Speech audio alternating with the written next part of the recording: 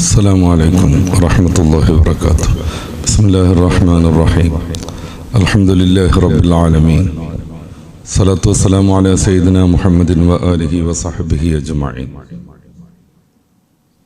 رب اشرح لي صدري ويسر لي أمري واحلل عقدة من لساني يفقهوا قولي.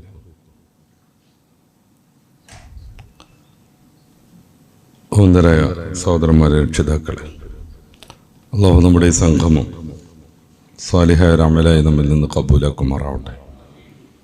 പരിശുദ്ധ ദീനിനു വേണ്ടി നിലകൊണ്ട് വിശുദ്ധരായി ജീവിച്ച് അതിവിശുദ്ധരായി മരണം പ്രാപിച്ച് ശ്രേഷ്ഠജനങ്ങളോടൊപ്പം ജന്നാത്തുൽ ഫിർദൗസിൽ ഒരുമിച്ച് കൂടാൻ നമുക്കും ബന്ധുമിത്രാദികൾക്കും സ്നേഹജനങ്ങൾക്കും അല്ലാഹു തൗഫീഖ് നൽകുമാറാവട്ടെ. ആമീൻ. ലിബറൽ കാലത്തെ പെണ്ണിടങ്ങൾ എന്ന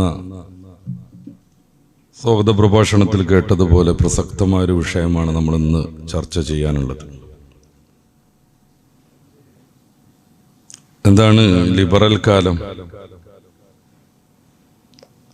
ലിബറലിസത്തിന് നല്ല സ്വാധീനമുള്ള കാലം എന്ന് ലളിതമായി നമുക്ക് നിർവചിക്കാം. എന്താണ് ഈ ലിബറലിസം എന്ന് പറഞ്ഞാൽ? അത് വ്യവസ്ഥാപിതമായ രൂപത്തിൽ ഈ ലോകത്തേക്ക് കടന്നു വരുന്നത് 18-ാം നൂറ്റാണ്ടിൻ്റെ അവസാനത്തിലാണ്. കൃത്യമായി പറഞ്ഞാൽ 1789 ജൂൺ 5-ാം തീയതിയാണ് ഫ്രാൻസിൽ ഫ്രഞ്ച് വിപ്ലവം ആരംഭിക്കുന്നത്. അത് 10 വർഷം നീണ്ടു നിന്നു. അങ്ങനെ 1799 മെയ് മാസം 9-ാം തീയതി അത് അവസാനിക്കുന്നു. ഇതിനിടക്ക് ലോകത്ത് സാമൂഹിക രംഗത്ത് വന്ന വലിയ മാറ്റം നാട്ടുരാജാക്കന്മാരുടെ അധികാരമില്ലാതെയാകുകയും പ്രത്യേകിച്ച് ഫ്രാൻസിലും അതിൻ്റെ കോളനികളിലും നെപ്പോളിയൻ മോണോപാട്ടിൻ്റെ ഭരണം സ്ഥാപിക്കപ്പെടുകയും ചെയ്തു. അയാളുടെ സാമ്രാജ്യം വളരെയേറെ വികസിതമായി. ഇന്നത്തെ സൗദി അറേബ്യ പോലെയുള്ള മിഡിൽ ഈസ്റ്റിലേക്കൊക്കെ അതെത്തി. ഈ ഭരണം നിലനിൽക്കുന്ന ഇടങ്ങളിലും അതിൻ്റെ സ്വാധീന മേഖലകളിലും ലിബറലിസം എന്ന പുതിയ ആശയം സ്വാധീനം നേടുന്നു. എന്തിനായിരുന്നു ഫ്രഞ്ച് വിപ്ലവം ഉണ്ടായത്? നമ്മളിന്ന് സ്ത്രീകളെ കുറിച്ച് ചർച്ച ചെയ്യുമ്പോൾ അവരുടെ മുന്നേറ്റത്തിനെന്ന രീതിയിൽ സ്ഥാപിക്കപ്പെട്ട അല്ലെങ്കിൽ വന്ന ചില മൂവ്മെന്റുകൾ, ഫെമിനിസം പോലെയുള്ളത്, അടിസ്ഥാനപരമായി അതൊരു സപ്പോർട്ട് ചെയ്യപ്പെടേണ്ട കാര്യമായിരുന്നു എന്ന് നമുക്ക് തോന്നിപ്പോകും.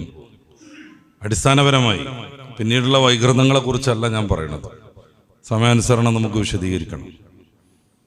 ഈ ലിബറലിസവും ആദ്യഘട്ടത്തിൽ ക്രൈസ്തവ സഭയുടെ ദുസ്വാധീനം കൊണ്ട് അന്നുണ്ടായിരുന്ന രാജാക്കന്മാർ മനുഷ്യരെ വല്ലാതെ പീഡിപ്പിക്കുകയും അവരുടെ സ്വാതന്ത്ര്യം തടയിടുകയും ഈ മത ചട്ടക്കൂട്ടിൽ വരുന്ന കാര്യങ്ങളെ മാത്രം അംഗീകരിക്കുകയും ശാസ്ത്ര ഗവേഷണങ്ങൾക്ക് പോലും അവർ വിശ്വസിക്കുന്ന ചില ഗ്രന്ഥങ്ങൾക്ക് വിരുദ്ധമാകുമെന്ന രീതിയിൽ വിലക്ക് ഏർപ്പെടുത്തുകയുമുണ്ടായി.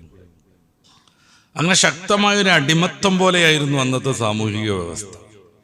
ഇതിൽ നിന്ന് രക്ഷപ്പെടാനാണ് 3 പ്രധാന മുദ്രാവാക്യങ്ങൾ മുന്നിൽ വെച്ച്. ഒന്ന് ലിബർട്ടി, സ്വാതന്ത്ര്യം; രണ്ടാമത്തേത് ഈക്വാലിറ്റി, സമത്വം; മൂന്നാമത്തെ ഫ്രട്ടേണിറ്റി, സൗഹൃദം, സാഹോദര്യം. ഈ 3 മുദ്രാവാക്യങ്ങൾ മുന്നിൽ വെച്ചുകൊണ്ടാണ് ഫ്രഞ്ചിലും അതിൻ്റെ കോളനി നാടുകളിലും വമ്പിച്ച ജനമുന്നേറ്റമുണ്ടായത്. അങ്ങനെ നോക്കുമ്പോൾ ശാസ്ത്ര ഗവേഷണങ്ങളെ തടയുന്ന, മനുഷ്യന്റെ സ്വാതന്ത്ര്യത്തെ തന്നെ ഇല്ലാതെയാക്കുന്ന ഭരണഭീകരതയ്ക്കെതിരെയുള്ള സമരമായിരുന്നു, വിപ്ലവമായിരുന്നു ഫ്രഞ്ചിൽ നടന്നത്. അപ്പോൾ സപ്പോർട്ട് ചെയ്യപ്പെടേണ്ടതാണ്. പരിശുദ്ധ ഇസ്ലാമിന്റെ അഭിപ്രായത്തിൽ അക്രമിയാകുന്ന രാജാവിൻ്റെ, ഭരണാധികാരിയുടെ മുന്നിൽ പോയി ധർമ്മവും നീതിയും ഉപദേശിക്കുന്നതാണ് ഏറ്റവും പ്രധാനപ്പെട്ട ജിഹാദ്. അപ്പൊ ഇത് ഈ അർത്ഥത്തിൽ നമ്മൾ സപ്പോർട്ട് ചെയ്യേണ്ട കാര്യമായിരുന്നു. പക്ഷേ ഇതിന്റെ ടേണിങ് വരുന്നത് എവിടെയെന്ന് വെച്ച് കഴിഞ്ഞാൽ ലിബറൽ ഭരണങ്ങൾ ഇങ്ങനെ ലോകത്ത് സജീവമാവുകയും സ്വാതന്ത്ര്യത്തിന് വേണ്ടി തുടങ്ങിയ പോരാട്ടം സർവതന്ത്ര സ്വാതന്ത്ര്യം എന്ന വൃത്തികേടിലേക്ക് മാറുകയും ചെയ്തു. എന്ന് വെച്ചാൽ മനുഷ്യനെ ആരുമേ നിയന്ത്രിക്കാൻ പാടില്ല, അവന്റെ ശരീരവും അവന്റെ ചിന്തയും പ്രവർത്തനങ്ങളും അവന്റെ മാത്രം അധികാരത്തിൽപ്പെട്ടതാണ് എന്ന വലിച്ചു നീട്ടലിലേക്ക് കാര്യങ്ങളെത്തി.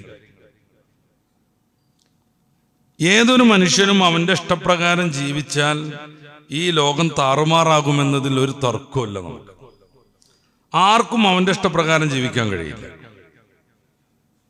എന്തുകൊണ്ട്? എൻ്റെ ഇഷ്ടാവില്ല മറ്റൊരാൾക്ക്, അവരുടെ ഇഷ്ടാവില്ല വേറൊരാൾക്ക്.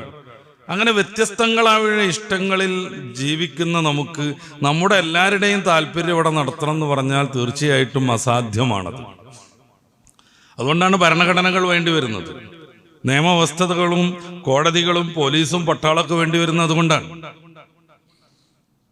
നമ്മുടെ താല്പര്യത്തിനനുസരിച്ച് മാത്രം ജീവിക്കുക എന്ന് പറഞ്ഞാൽ അത് ലോകത്ത് സാധ്യമേ അല്ല. ലോകം ഡിസോർഡർ ആവലാണ് അതിന്റെ ഫലം. അതുകൊണ്ട് ഏത് മനുഷ്യനെയും ചില നിയന്ത്രണങ്ങൾ സ്വാധീനിക്കണം, ചില നിയന്ത്രണങ്ങൾ അനുസരിച്ച് വേണം അവൻ മുന്നോട്ട് പോകാൻ. ധാരാളം ഉദാഹരണങ്ങളൊന്നും പറഞ്ഞ് സമയം എടുക്കേണ്ട കാര്യമില്ലല്ലോ. നമ്മുടെ കാറ് നമ്മുടെ ഇഷ്ടത്തിന് നമുക്ക് ഡ്രൈവ് ചെയ്യാൻ കഴിയില്ല. ഇന്ത്യൻ സാഹചര്യത്തിലൊക്കെ ഇടതുവശം ചേർന്നേ നമുക്ക് പോകാൻ പറ്റൂ, കൊണ്ടുപോകാൻ പറ്റൂ. ഞാൻ ടാക്സ് കൊടുക്കുന്നതാണ്, ഞാൻ മുഴുവൻ പൈസയും അടച്ചു തീർത്തതാണ്. അതുകൊണ്ട് എൻ്റെ കാർ എതിർ സൈഡിലൂടെ ഇപ്പോൾ സൗദിയിലൊക്കെ പോകുന്നത് പോലെ ഞാൻ കൊണ്ടുപോകുന്ന പറഞ്ഞാൽ നടക്കൂല. അങ്ങനെ ഏതും എന്തുകൊണ്ടാണ് മനുഷ്യന് ചിന്താ സ്വാതന്ത്ര്യമുണ്ടെന്ന് മതം പറയുന്നു. ഈ ലിബറലിസത്തെ വല്ലാതെ സപ്പോർട്ട് ചെയ്യുന്ന നവയുക്തിവാദമൊക്കെ ഉണ്ട്. ഫ്രീ വിൽ എന്ന് പറയുന്ന സംഭവം മനുഷ്യനില്ല എന്ന് തെളിയിക്കുന്നത്. അത് നമ്മൾ ചർച്ച ചെയ്യേണ്ടതാണെങ്കിൽ പോലും ഞാൻ തൽക്കാലം ഈ സമയത്ത് അതിനെ മാറ്റിവെക്കാണ്. മനുഷ്യന് ഇച്ഛാ സ്വാതന്ത്ര്യമുണ്ട്, മനുഷ്യന് ചിന്തിക്കാനുള്ള കഴിവുണ്ട്. ചെറിയ ചെറിയ കാര്യങ്ങളെക്കുറിച്ച് പഠിച്ചൊരു പൊതുധാരയിലേക്ക് അവൻ എത്താൻ പറ്റും. ഇങ്ങനെ വരുമ്പോ അവനെ നിയന്ത്രിക്കാൻ ഏതെങ്കിലും രീതിയിലുള്ള ചില നിയമങ്ങൾ വേണ്ടി വരും. സാധാരണഗതിയിൽ ജന്തുലോകത്ത് അങ്ങനത്തെ ഒരു പ്രശ്നം ഉദിക്കുന്നില്ല. നൈസർഗികമായി അവർക്ക് ലഭ്യമായ ചില ചോദനകൾക്കനുസരിച്ച് അവരുടെ ജീവിതത്തെ അവർ മുന്നോട്ട് കൊണ്ടുപോകുന്നു. അതുകൊണ്ടാണ് അവരുടെ ജീവിതത്തിൽ ഒരു പുരോഗതിയും നമുക്ക് കാണാനാകാത്തത്. ഒരു പുരോഗതിയും. ആട് പുല്ല് തിന്നാണ് ഇതുവരെ ജീവിച്ചത്, അത്ര തന്നെ. ഒരു സംയുക്തമായ ഭക്ഷണം പോലും മനുഷ്യലോകത്തല്ലാതെ മറ്റൊരിടത്തും ലഭ്യമേ അല്ല, അവരുണ്ടാക്കണില്ല. ഒരു സംയുക്ത ഭക്ഷണം, കുറെ ഭക്ഷണങ്ങൾ ആട് ചേർത്തിട്ട് ഒരു ഫുഡ്, അത് മനുഷ്യരല്ലാതെ വേറൊരു ടീം ഉണ്ടാക്കുന്നതല്ല. ഏത് ജന്തുക്കളും അവയ്ക്ക് അള്ളാഹു അനുവദിച്ച ചില ഭക്ഷണ പദാർത്ഥങ്ങളുണ്ട്, അതങ്ങനെ കഴിച്ചു ജീവിക്കും. കുറച്ച് മുരിങ്ങയുടെ ഇല എടുത്തിട്ട് ആട് ഒരു ഉപ്പേരി വെക്കുന്നത് സംഭവമേ ഉണ്ടാവില്ല. അവർക്ക് വളരെ ലളിതമായ ലക്ഷ്യങ്ങളേ ഉള്ളൂ. ഭക്ഷണം വേണം, വംശം നിലനിൽക്കാനുള്ളതായ ലൈംഗിക ബന്ധവും നടക്കണം, ഏതെങ്കിലും ഒരു സമയത്ത് ചത്തുപോകണം, അല്ലെങ്കിൽ ജീവൻ പോകണം. ഇതിനപ്പുറം ഒരു പുരോഗതിയും അവരുടെ ജീവിതത്തിൽ ഇല്ലേ ഇല്ല. പല സന്ദർഭത്തിലും ഇത് നമ്മൾ സൂചിപ്പിക്കേണ്ടി വന്നിട്ടുണ്ട്. അപ്പൊ അതുകൊണ്ട് തന്നെ പ്രത്യേകമായൊരു നിയമം അവരുടെ ലോകത്ത് ആവശ്യമേ ഇല്ല. കാട്ടിൽ പോലീസ് ഇല്ലാത്തത് കൊണ്ടാണ്, കാട്ടിൽ കോടതി ഇല്ലാത്തതും പട്ടാളമില്ലാത്തതും അതുകൊണ്ടാണ്. നേരെ മറിച്ച് മനുഷ്യന്റെ ലോകത്ത് അങ്ങനെ ഒരു നിയമം ഉണ്ടാവുന്നില്ലെങ്കിൽ, ആ നിയമത്തെ പാലിച്ചുകൊണ്ടല്ല മനുഷ്യന്റെ ജീവിതമെങ്കിൽ, ഓരോരുത്തരും അവരുടെ തന്നിഷ്ടപ്രകാരമാണ് മുന്നോട്ട് പോകുന്നതെങ്കിൽ ഈ ലോകക്രമം താറുമാറാകും. ഓരോരുത്തരും അവനവന്റെ അഭിഷ്ടത്തിനൊത്ത് മുന്നോട്ട് പോകുമ്പോൾ ബാക്കിയുള്ളവരെ പരിഗണിക്കേണ്ട ഒരു കാര്യം അവനില്ലെന്ന് വരും. പ്രത്യേകിച്ച് ലിബറൽ ചിന്തയൊക്കെ കയറിയിട്ടുണ്ടെങ്കിൽ മതം അവിടെയും ഒരു പരിഹാരമായിട്ട് വരുന്നുണ്ട്. ഇതുകൊണ്ടാണ് ലോകത്ത് മതവിരുദ്ധരും ദൈവനിഷേധികളുമാകുന്ന ആളുകൾ ഭരിക്കുന്നിടത്തും ശക്തമായ നിയമങ്ങളുള്ളത്. ലോകത്ത് ഏറ്റവും കൂടുതൽ ഡെത്ത് പെനാൽറ്റി, വധശിക്ഷ ലഭിക്കുന്നത് മതം സജീവമായ നാടുകളിലല്ല, നേരെ മറിച്ച് മതം തീരെ ഇല്ലാത്ത നാടുകളിലാണ്. ലോകത്ത് ഏറ്റവും കൂടുതൽ സ്വാതന്ത്ര്യം മതമില്ലാത്ത നാടുകളിലല്ല. പലപ്പോഴൊക്കെ നമ്മൾ അതിന് വിരുദ്ധമായ ചില സംഗതികളൊക്കെ കേൾക്കും. ഇപ്പൊ ചൈനയിൽ മതമുള്ള ആളുകളല്ല ഭരിക്കുന്നത്, പക്ഷെ അവിടെയാണ് ഏറ്റവും കൂടുതൽ സ്വാതന്ത്ര്യരാഹിത്യമുള്ളത്.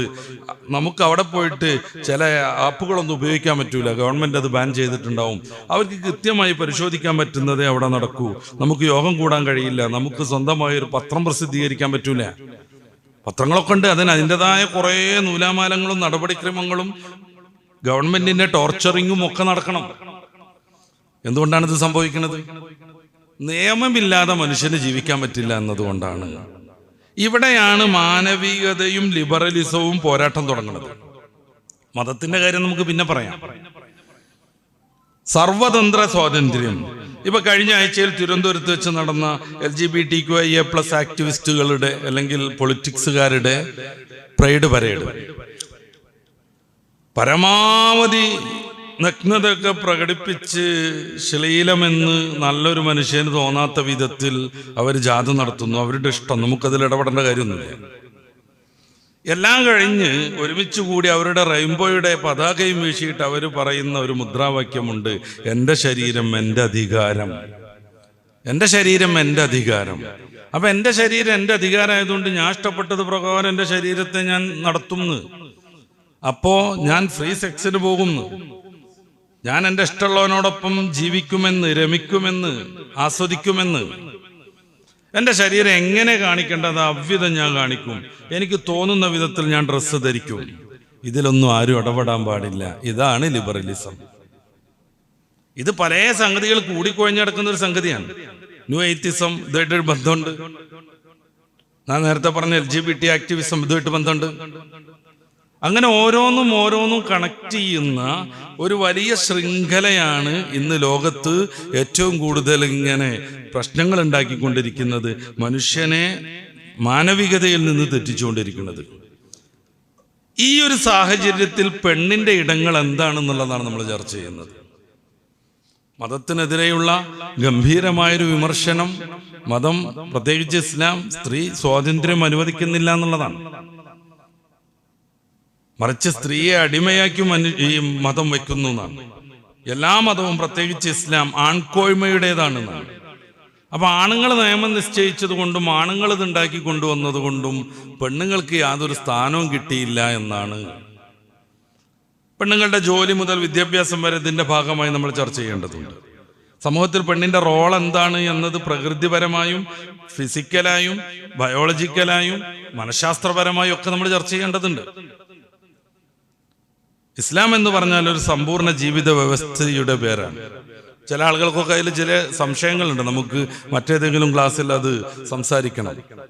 പ്രത്യേകിച്ച് MN കാരശ്ശേരിയെ പോലുള്ള ആളുകൾക്കൊക്കെ ഇസ്ലാം അങ്ങനെ സമ്പൂർണ്ണ ജീവിത പദ്ധതിയൊന്നുമല്ല, അതങ്ങനെ ഒരു തള്ളാന്നാണ് മൂപ്പരാൾ പറയുന്നത്. ഇത് ചോദ്യം മാത്രമേ ഉള്ളൂ, ഉത്തരം ഞാൻ പറയുന്നില്ല, ഇന്നല്ല, അത് മറ്റൊരു ദിവസം നമുക്ക് പറയണം. ഇസ്ലാം സമ്പൂർണ്ണ ജീവിത പദ്ധതിയാണ്.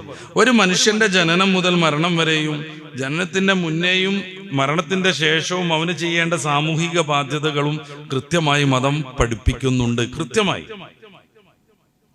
രണ്ടാമത്തെ ഒരു പ്രശ്നം, പരിശുദ്ധ ഇസ്ലാമിനെ എല്ലാവരും വളഞ്ഞിട്ട് ആക്രമിക്കാനുള്ള ഒരു കാരണം ഇസ്ലാം അതിന്റെ മൗലികത നിലനിർത്തുന്നു എന്നാണ്. ഇപ്പോഴും കുറെ മുസ്ലിങ്ങളൊക്കെ ഉണ്ടാവും മതവിരുദ്ധരായി ജീവിക്കുന്നവർ. അവർ തന്നെ നല്ലൊരു വിഭാഗത്തിന് ചെയ്തു പോയ അത്തരം അപരാധങ്ങളിൽ പ്രായശ്ചിത്ത ബോധമുണ്ട്. ഇസ്ലാം അതിന്റെ മൗലികത കാത്തു സൂക്ഷിക്കുന്നു. അള്ളാഹുവിന്റെ റസൂൽ സല്ലല്ലാഹു അലൈഹി വസല്ലമ തങ്ങൾ പഠിപ്പിച്ച കാര്യങ്ങൾ അങ്ങനെ തന്നെ ഫോളോ ചെയ്യുന്ന കോടാനുകോടി മനുഷ്യർ ഇപ്പോഴും മുസ്ലിം സമൂഹത്തിൽ നിലകൊള്ളുന്നു.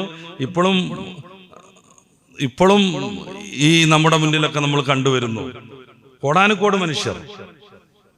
ഇത് സാധാരണഗതിയിൽ മറ്റ് ദർശനങ്ങളുമായി കമ്പയർ ചെയ്യുമ്പോൾ നമുക്ക് സാധ്യമല്ല, മനസ്സിലാക്കാൻ സാധ്യമല്ല. ഞാൻ കൂടുതൽ ഉദാഹരണങ്ങളിലേക്കൊന്നും കയറുന്നില്ല. ഇന്ന് ഈ ക്രൈസ്തവർ എന്ന് പറയുന്ന നമ്മുടെ സഹോദര മതവിഭാഗത്തെ കുറിച്ച് പരിശോധിക്കും. അവരെത്രമേൽ മൗലികതയിൽ നിന്ന് ലിബറലിസത്തിലേക്ക് എത്തിച്ചേർന്നു എന്നതിന് വിശദീകരണമില്ലാതെ ചെറിയ ഉദാഹരണങ്ങൾ മാത്രം ഞാൻ പറയാം. ഇപ്പൊ മദ്യം ചുണ്ടോടടുപ്പിക്കുന്നവർ ദൈവരാജ്യം അവകാശമാക്കില്ല, യോവേൽ എന്ന് പറയുന്ന ബൈബിൾ പുസ്തകത്തിലെ 1-ാം അധ്യായത്തിലെ 5-ാമത്തെ വാക്യം. എന്നിട്ടോ എന്നുള്ളത് നിങ്ങൾ ചർച്ച ചെയ്താൽ മതി, മനസ്സിലാക്കിയാൽ മതി, സമയം കുറവാണ് നമുക്ക്. പന്നിയെ തൊടാൻ പാടില്ല, തൊട്ടടുത്ത് തൊടാൻ പാടില്ല. കുളമ്പുണ്ടെങ്കിലും അയവറക്കാത്തത് കൊണ്ട് പന്നി മാംസം മനുഷ്യന് ഭക്ഷിക്കാൻ പാടില്ല. എന്നിട്ടോ എന്ന് ചോദിക്കുക. അന്യ സ്ത്രീകളെ തൊടാൻ പാടില്ല, അവരോടൊപ്പം ശയിക്കാൻ പാടില്ല എന്നല്ല, അന്യ സ്ത്രീയെ ആസക്തിയോടുകൂടെ നോക്കുന്നത് കണ്ണിന്റെ വ്യഭിചാരം. തെറ്റ് ചെയ്യാൻ നിന്റെ കണ്ണ് കാരണമാകുന്നെങ്കിൽ കണ്ണിനെ ചുഴിന്നു കളയണം. 2 കണ്ണുള്ളവനായി നരകത്തിൽ പോകുന്നതിനേക്കാൾ ഭേദം 1 കണ്ണുള്ളവനായി സ്വർഗത്തിൽ പോകുന്നത് അത്രേ. മത്തായി സുവിശേഷത്തിന്റെ 5-ാം അധ്യായത്തിന്റെ 28-ാമത്തെ വാക്യം. എന്നിട്ടോ എന്ന് ചോദിക്കുക. ഏറ്റവും ലാസ്റ്റ് അവരുടെ ഉന്നത സഭാ നേതാവാകുന്ന ഫ്രാൻസിസ് മാർപ്പാപ്പയുടെ പ്രഖ്യാപനം വന്നു. ഗേ ലെസ്ബിയൻ വിവാഹങ്ങൾക്ക് എല്ലാ ഇടവകയിലെയും അച്ഛന്മാർ പങ്കെടുക്കണം, അവിടെ കുർബാന നടത്തി കൊടുക്കണം, അനുഗ്രഹീത പ്രാർത്ഥന നടത്തണം. ഗേ ലെസ്ബിയൻ വിവാഹങ്ങൾ, ആണാണുമായിട്ടുള്ള വിവാഹം അതാണ് ഗേ, പെണ്ണുമായിട്ടുള്ള വിവാഹം അതാണ് ലെസ്ബിയൻ. ഇനി ബൈബിളിലേക്ക് വരാം. പുരുഷനെന്ന പോലെ സ്ത്രീയോടെന്ന പോലെ പുരുഷനോടൊപ്പം ശയിക്കുന്ന മനുഷ്യൻ മ്ലേച്ഛൻ, അവനെ നഗരാതിർത്തിയിൽ കൊണ്ടുപോയി പുറത്താക്കണം. ഇത്ര വ്യക്തമായി നിൽക്കുന്ന അധർമ്മങ്ങളെ ന്യായീകരിക്കാനും അത് ജീവിതത്തിലേക്ക് കൊണ്ടുവരാനും സഭാപിതാക്കന്മാർ പോലും ശ്രമിക്കുന്നിടത്ത് പരിശുദ്ധ ഇസ്ലാം അതിന്റെ മൗലികത അങ്ങനെ തന്നെ നിലനിർത്തുന്നു. വാക്കിലും ഭാഷയിലും പോലും ഖുർആനും പരിശുദ്ധ ഇസ്ലാമും അതേ നിലവാരം വെച്ച് പുലർത്തുന്നു. കുറച്ച് ആയത്തിൽ വിശദീകരിക്കേണ്ടതാണ്. 4000 വർഷം മുന്നെയാണ് ഇസ്മായിൽ നബി അലൈഹി സ്വലാത്തു വസ്സലാം ജീവിക്കുന്നത്. അവിടുന്ന് സംസാരിച്ച അറബി ഭാഷയിൽ പിതാവ് വന്നു എന്നതിന് എന്തു പ്രയോഗിക്കും? ജാഅല്ലബു. അത് തന്നെ ഈ ആധുനാധുന കാലത്ത് നമ്മുടെ ദർസിൽ പഠിക്കുന്ന മുതഅല്ലിമും പിതാവ് വന്നു എന്നതിന് ഉപയോഗിക്കുന്നു. എന്തുകൊണ്ട്? ഖുർആൻ അറബിയിലായി. മറ്റു ഭാഷകളെല്ലാം മൗലികത നശിച്ചു. 30 വർഷം മുന്നേയുള്ള ഒരു ആധാരമെടുത്ത് നമ്മൾ മലയാളത്തിൽ വായിച്ചു നോക്കുക. അറിയണം എന്നുണ്ടെങ്കിൽ പുതിയൊരു ആധാര എഴുത്തുകാരൻ്റെ അടുത്ത് പോയിട്ട് പോലും കാര്യം ഉണ്ടാവില്ല. വളരെ പഴയ വയസ്സായ ഒരു ആധാര എഴുത്തുകാരൻ്റെ അടുത്ത് പോകേണ്ടി വരും. വായിക്കാൻ കിട്ടൂല. ഷേക്സ്പിയറിന്റെ ഇംഗ്ലീഷ് പഠിക്കാൻ ഒരു വശത്ത് ഷേക്സ്പിയറിന്റെ ഡ്രാമയും ഇപ്പുറത്ത് ഇംഗ്ലീഷിൽ നിന്ന് ഇംഗ്ലീഷിലേക്ക് ട്രാൻസ്ലേഷൻ ചെയ്ത പുതിയ ഇംഗ്ലീഷും കൊടുക്കേണ്ടി വരുന്നു. അല്ലെ പ്രൊഫസർക്ക് വായിക്കാൻ കിട്ടൂല എന്താ ഷേക്സ്പിയർ പറഞ്ഞത് എന്നുള്ളത്. അയാൾ പ്രയോഗിച്ചിട്ട് പോലുമില്ല, തോന്നാണ് അയാളുടെ പ്രയോഗം. അത് ആണെന്ന് അറിയണമെങ്കിൽ ഇപ്പുറത്തെ പേജിൽ യൂണിവേഴ്സിറ്റിക്ക് ഇംഗ്ലീഷിലേക്ക് തന്നെ ട്രാൻസ്ലേഷൻ ചെയ്യേണ്ടി വരുന്നു. നബി സല്ലല്ലാഹു അലൈഹി വസല്ലം 1500 വർഷം മുന്നേ ജീവിച്ച് മദീനയിലേക്ക് പലായനം ചെയ്യുമ്പോൾ സൗർ ഗുഹയിൽ പ്രവേശിക്കുന്ന പ്രത്യേകമായ ഘട്ടത്തിൽ നമുക്കറിയാവുന്ന ഒരു ചരിത്ര സന്ദർഭമാണ്. ഞാൻ അതിലെ ഭാഷ മാത്രമാണ് പറയുന്നത്. മഹാനായ അബൂബക്കർ സിദ്ദീഖ് തങ്ങൾ ഗുഹയിൽ നിന്ന് പുറത്തേക്ക് ശ്രദ്ധിക്കുമ്പോൾ പിടിക്കാമെന്ന ശത്രുക്കളുടെ കാൽ കാണുന്നു, അവരുടെ സംസാരം കേൾക്കുന്നു. എങ്ങാനും ഒന്ന് കുനിഞ്ഞു നോക്കിയിട്ടുണ്ടെങ്കിൽ ഹബീബായ റസൂൽ തങ്ങളെ കണ്ടേക്കുമെന്ന് അദ്ദേഹം ഭയക്കുന്നു. സല്ലല്ലാഹു അലൈഹി വസല്ലം തങ്ങളോട് വിഷമം പറയുന്നു. ആ സമയം മുത്ത് റസൂൽ അവിടുത്തെ ആസ്വദിപ്പിച്ചുകൊണ്ട് പറയുന്ന ഒരു വർത്താനുണ്ട്. ലാ തഹ്സൻ ഇന്നല്ലാഹ മഅനാ. ടെൻഷൻ അടിക്കരുത്, അള്ളാഹു കൂടെയുണ്ട്. ആധുനിക കാലത്ത് ഏറ്റവും കൂടുതൽ വിൽക്കപ്പെടുന്ന ഒരു പുസ്തകമുണ്ട് സാന്ത്വന സാഹിത്യത്തിൽ അറബിയിൽ. അതിന്റെ പേരെന്താണെന്നറിയോ? ലാ തഹ്സൻ ഇന്നല്ലാഹ മഅനാ. 1500 വർഷം മുന്നേ മുത്ത് റസൂൽ പ്രയോഗിച്ച അതേ പദം ഏറ്റവും ആധുനികമായി ബെസ്റ്റ് സെല്ലർ ആകുന്ന പുസ്തകത്തിന് അപ്പടി പേരായി വരുന്നു. ലാ തഹ്സൻ ഇന്നല്ലാഹ മഅനാ. ടെൻഷൻ അടിക്കരുത്, അള്ളാഹു കൂടെയുണ്ട്. മറ്റ് ഭാഷകളെല്ലാം മൗലികതയിൽ നിന്ന് മാറി സഞ്ചരിച്ചപ്പോ പരിശുദ്ധ ഇസ്ലാം, അത് മുന്നോട്ട് വെക്കുന്ന പരിശുദ്ധ വേദം, അത് മുന്നോട്ട് വെക്കുന്ന ഭാഷാ സാഹിത്യം അങ്ങനെ തന്നെ നിലനിന്നു പോരുന്നു. ക്ലാസിക്കലായ ഒരു കവിത വായിക്കണം എന്നുണ്ടെങ്കിൽ മലയാളത്തിലാവട്ടെ മറ്റു ഭാഷയിലാവട്ടെ ഒരാൾക്കും അതിന്റെ അർത്ഥം കിട്ടാതെ പരിഭ്രമിക്കുന്നു. നേരെ മറിച്ച് പരിശുദ്ധ ഖുർആൻ 1500 വർഷം മുന്നേ ഇറങ്ങിയിട്ടും അറബി ഭാഷയിലും ചില മാറ്റങ്ങളും ആധുനിക സ്വാധീനങ്ങളൊക്കെ സംഭവിച്ചിട്ടും ഖുർആൻ അങ്ങനെ തന്നെ നിലനിൽക്കുന്നു. ആർക്കും ഓതുന്ന ആൾക്ക് അതിന്റെ അർത്ഥം അറിയുന്നു. അതുകൊണ്ട് മദ്യപിക്കരുത്, ഖുർആനിൽ അങ്ങനെ തന്നെ നിയമമുണ്ട്. അത് സമൂഹം അങ്ങനെ തന്നെ പാലിക്കുന്നു. ഒരു സമ്പൂർണ്ണ വ്യവസ്ഥയ്ക്ക് കീഴിൽ നിൽക്കുന്ന ഒരാൾക്ക്, അത് സ്ത്രീ ആവട്ടെ പുരുഷനാവട്ടെ, ആ നിയമങ്ങൾ പാലിച്ച് മുന്നോട്ട് പോകുക എന്നതാണ് നിയതമായ രീതി. നമ്മളും അങ്ങനെ തന്നെയല്ലേ? എന്തിനാ ബെൽറ്റ് ഇടാത്തതിന് 500 രൂപ ഫൈന് വാങ്ങണ്? അതെ 450 ആക്കിക്കൂടെ? ചോദ്യത്തിന് ഒരർത്ഥമില്ല. ഗവൺമെന്റ് നിശ്ചയിച്ചു, ആ ഗവൺമെന്റിനെ അംഗീകരിച്ച് ഗവൺമെന്റിന്റെ റോട്ടിലൂടെ വണ്ടി ഇറക്കുകയാണെങ്കിൽ അത് പാലിക്കണം, അത്രേ ഉള്ളൂ അതിന്റെ യുക്തി. അതിന്റെ അപ്പുറം ഒരു യുക്തിയില്ല. എന്തുകൊണ്ട് 500 ആക്കിയ 100 ആക്കിയ പോരായിരുന്നു? അല്ലെങ്കിൽ എന്തിനാ 500 1000 ആക്കിക്കൂടെ? അതിലൊന്നും ഒരു യുക്തിയില്ല. ഗവൺമെന്റ് തീരുമാനിച്ചു, എത്ര വെച്ചാൽ അവരുടെ ഇഷ്ടത്തിന് തീരുമാനിച്ചു.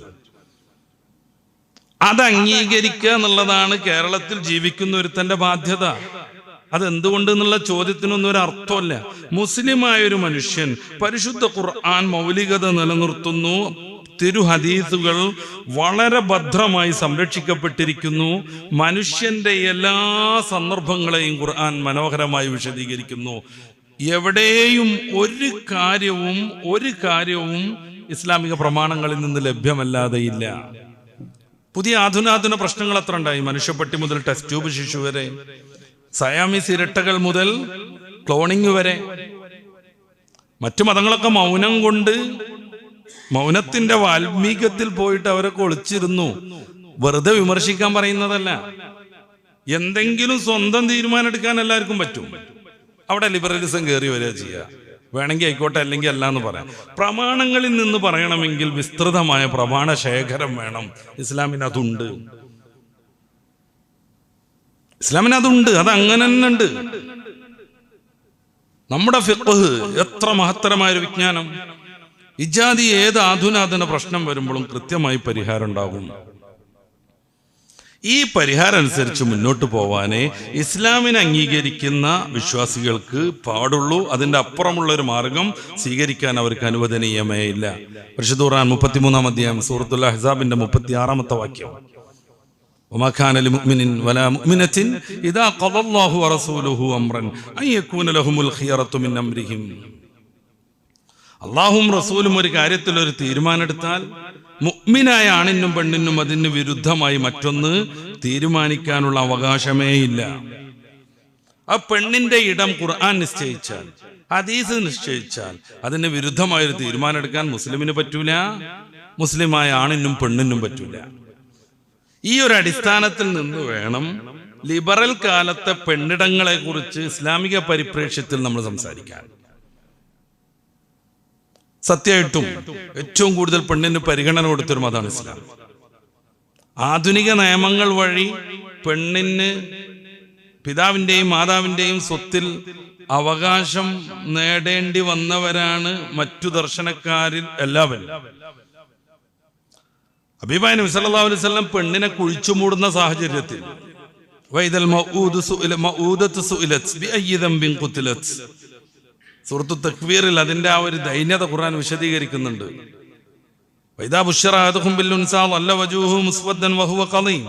പെൺകുട്ടി പിറന്നു വന്ന സന്തോഷം പറഞ്ഞാൽ, സന്തോഷം എന്നൊക്കെ പെൺകുട്ടി പിറന്ന സംഭവത്തെക്കുറിച്ച് അന്നത്തെ കാലത്ത് പ്രയോഗിക്കണമെങ്കിൽ ചെറിയ ധൈര്യമൊന്നും പോരാ.